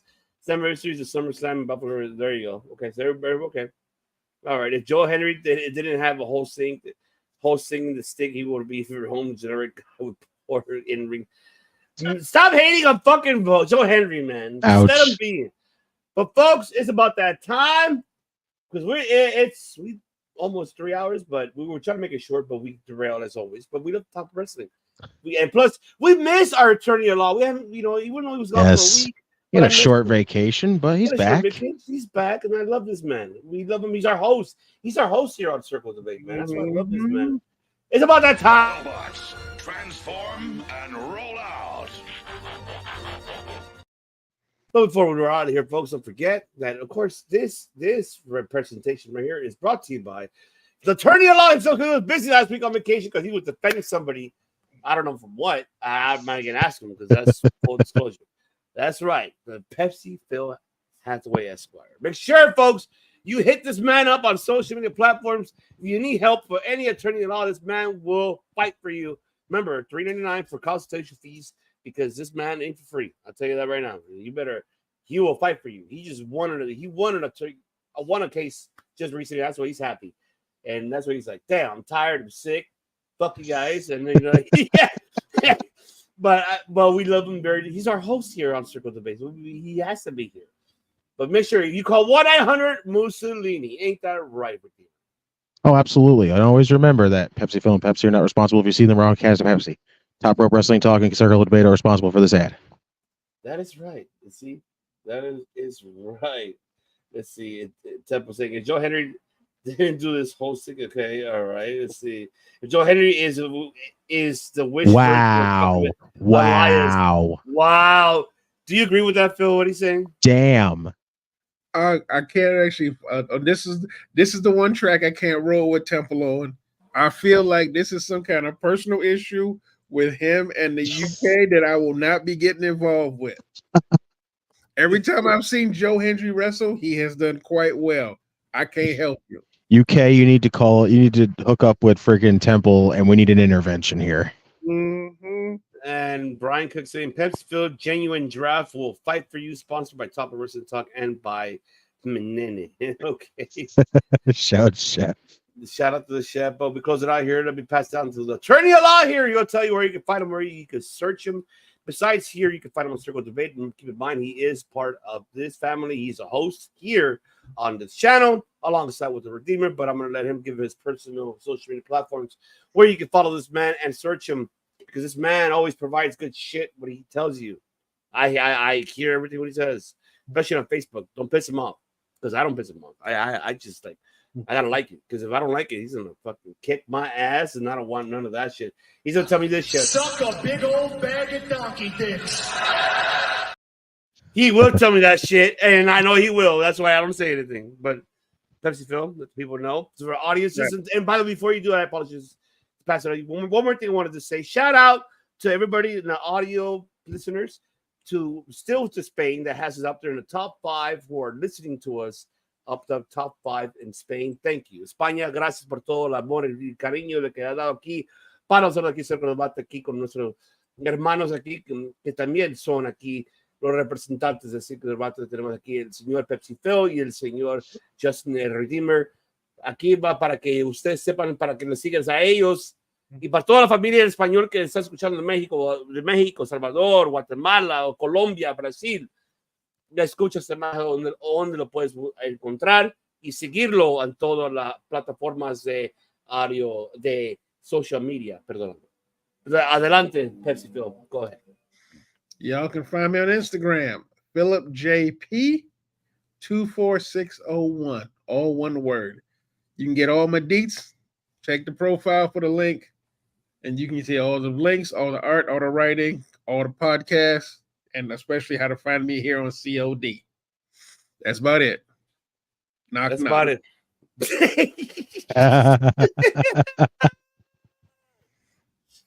And the Redeemer. Let the people know, especially internationally. And we're top 5 in Spain. That's fucking amazing. I can't wait till we get top 5 here in North America, but it's fucking amazing. We'll let the people know. Where can they find you, brother? Facebook and X at JustinTime211. Follow my brother, my co-host at Jeremy in Time 721. In Time Wrestling Podcast. Give it a finding and give it a listen, because eventually it will be coming back. But other than that, catch me here on Circle Debate on Thursdays. Catch me on here also on Tuesdays for the NXT watch along. But other than that, watch for the Redeemer, because I'm going all over the place. You know, Redemption Tour going strong as always. Mm-hmm. That's right. That is right. And Temple's ended it here saying, Macklin, your new TNA World Champion, never lost the title. He had to give it up due to the injury, remember? Yeah, that's right. Damn. Yeah. I forgot about that. That's right. It was, yeah. So did Alexander, though, I remember, too. Yeah. So. Oh, that's right. But until then, folks, make sure you go to Outrage Zone. Follow them tomorrow. They're going to have a debut where they're going to be now broadcasting their stuff on Friday. But other than that, folks, make sure you follow us. Make sure you follow all the description up below where you can find everybody here on the social media platforms, and you can see the shows that we have here now. That we have Monday night Raw Dogging with Dom and Friends with benefits. With benefits. That's right. Tuesday nights we have the Redeemer himself.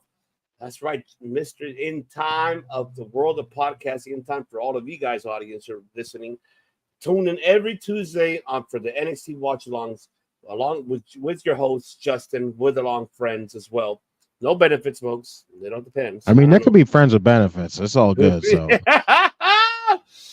and we're here, of course, Circle Debate with Pepsi Phil and the Redeemer here, either on Thursdays or Fridays, depending on our schedule, because the schedule's all fucked up for all three of us because we fucking work our asses off and do what we got to do. And join us this Saturday. We will be having a TNA Slammiversary watch along. The Redeemer and I, and hopefully Pepsi Phil is able to join us. And also friends with benefits will be joining us for that. And so to see who will be crowned the new World Heavyweight Champion or not. And coming soon next week, we'll with Mr. Backley. Backley.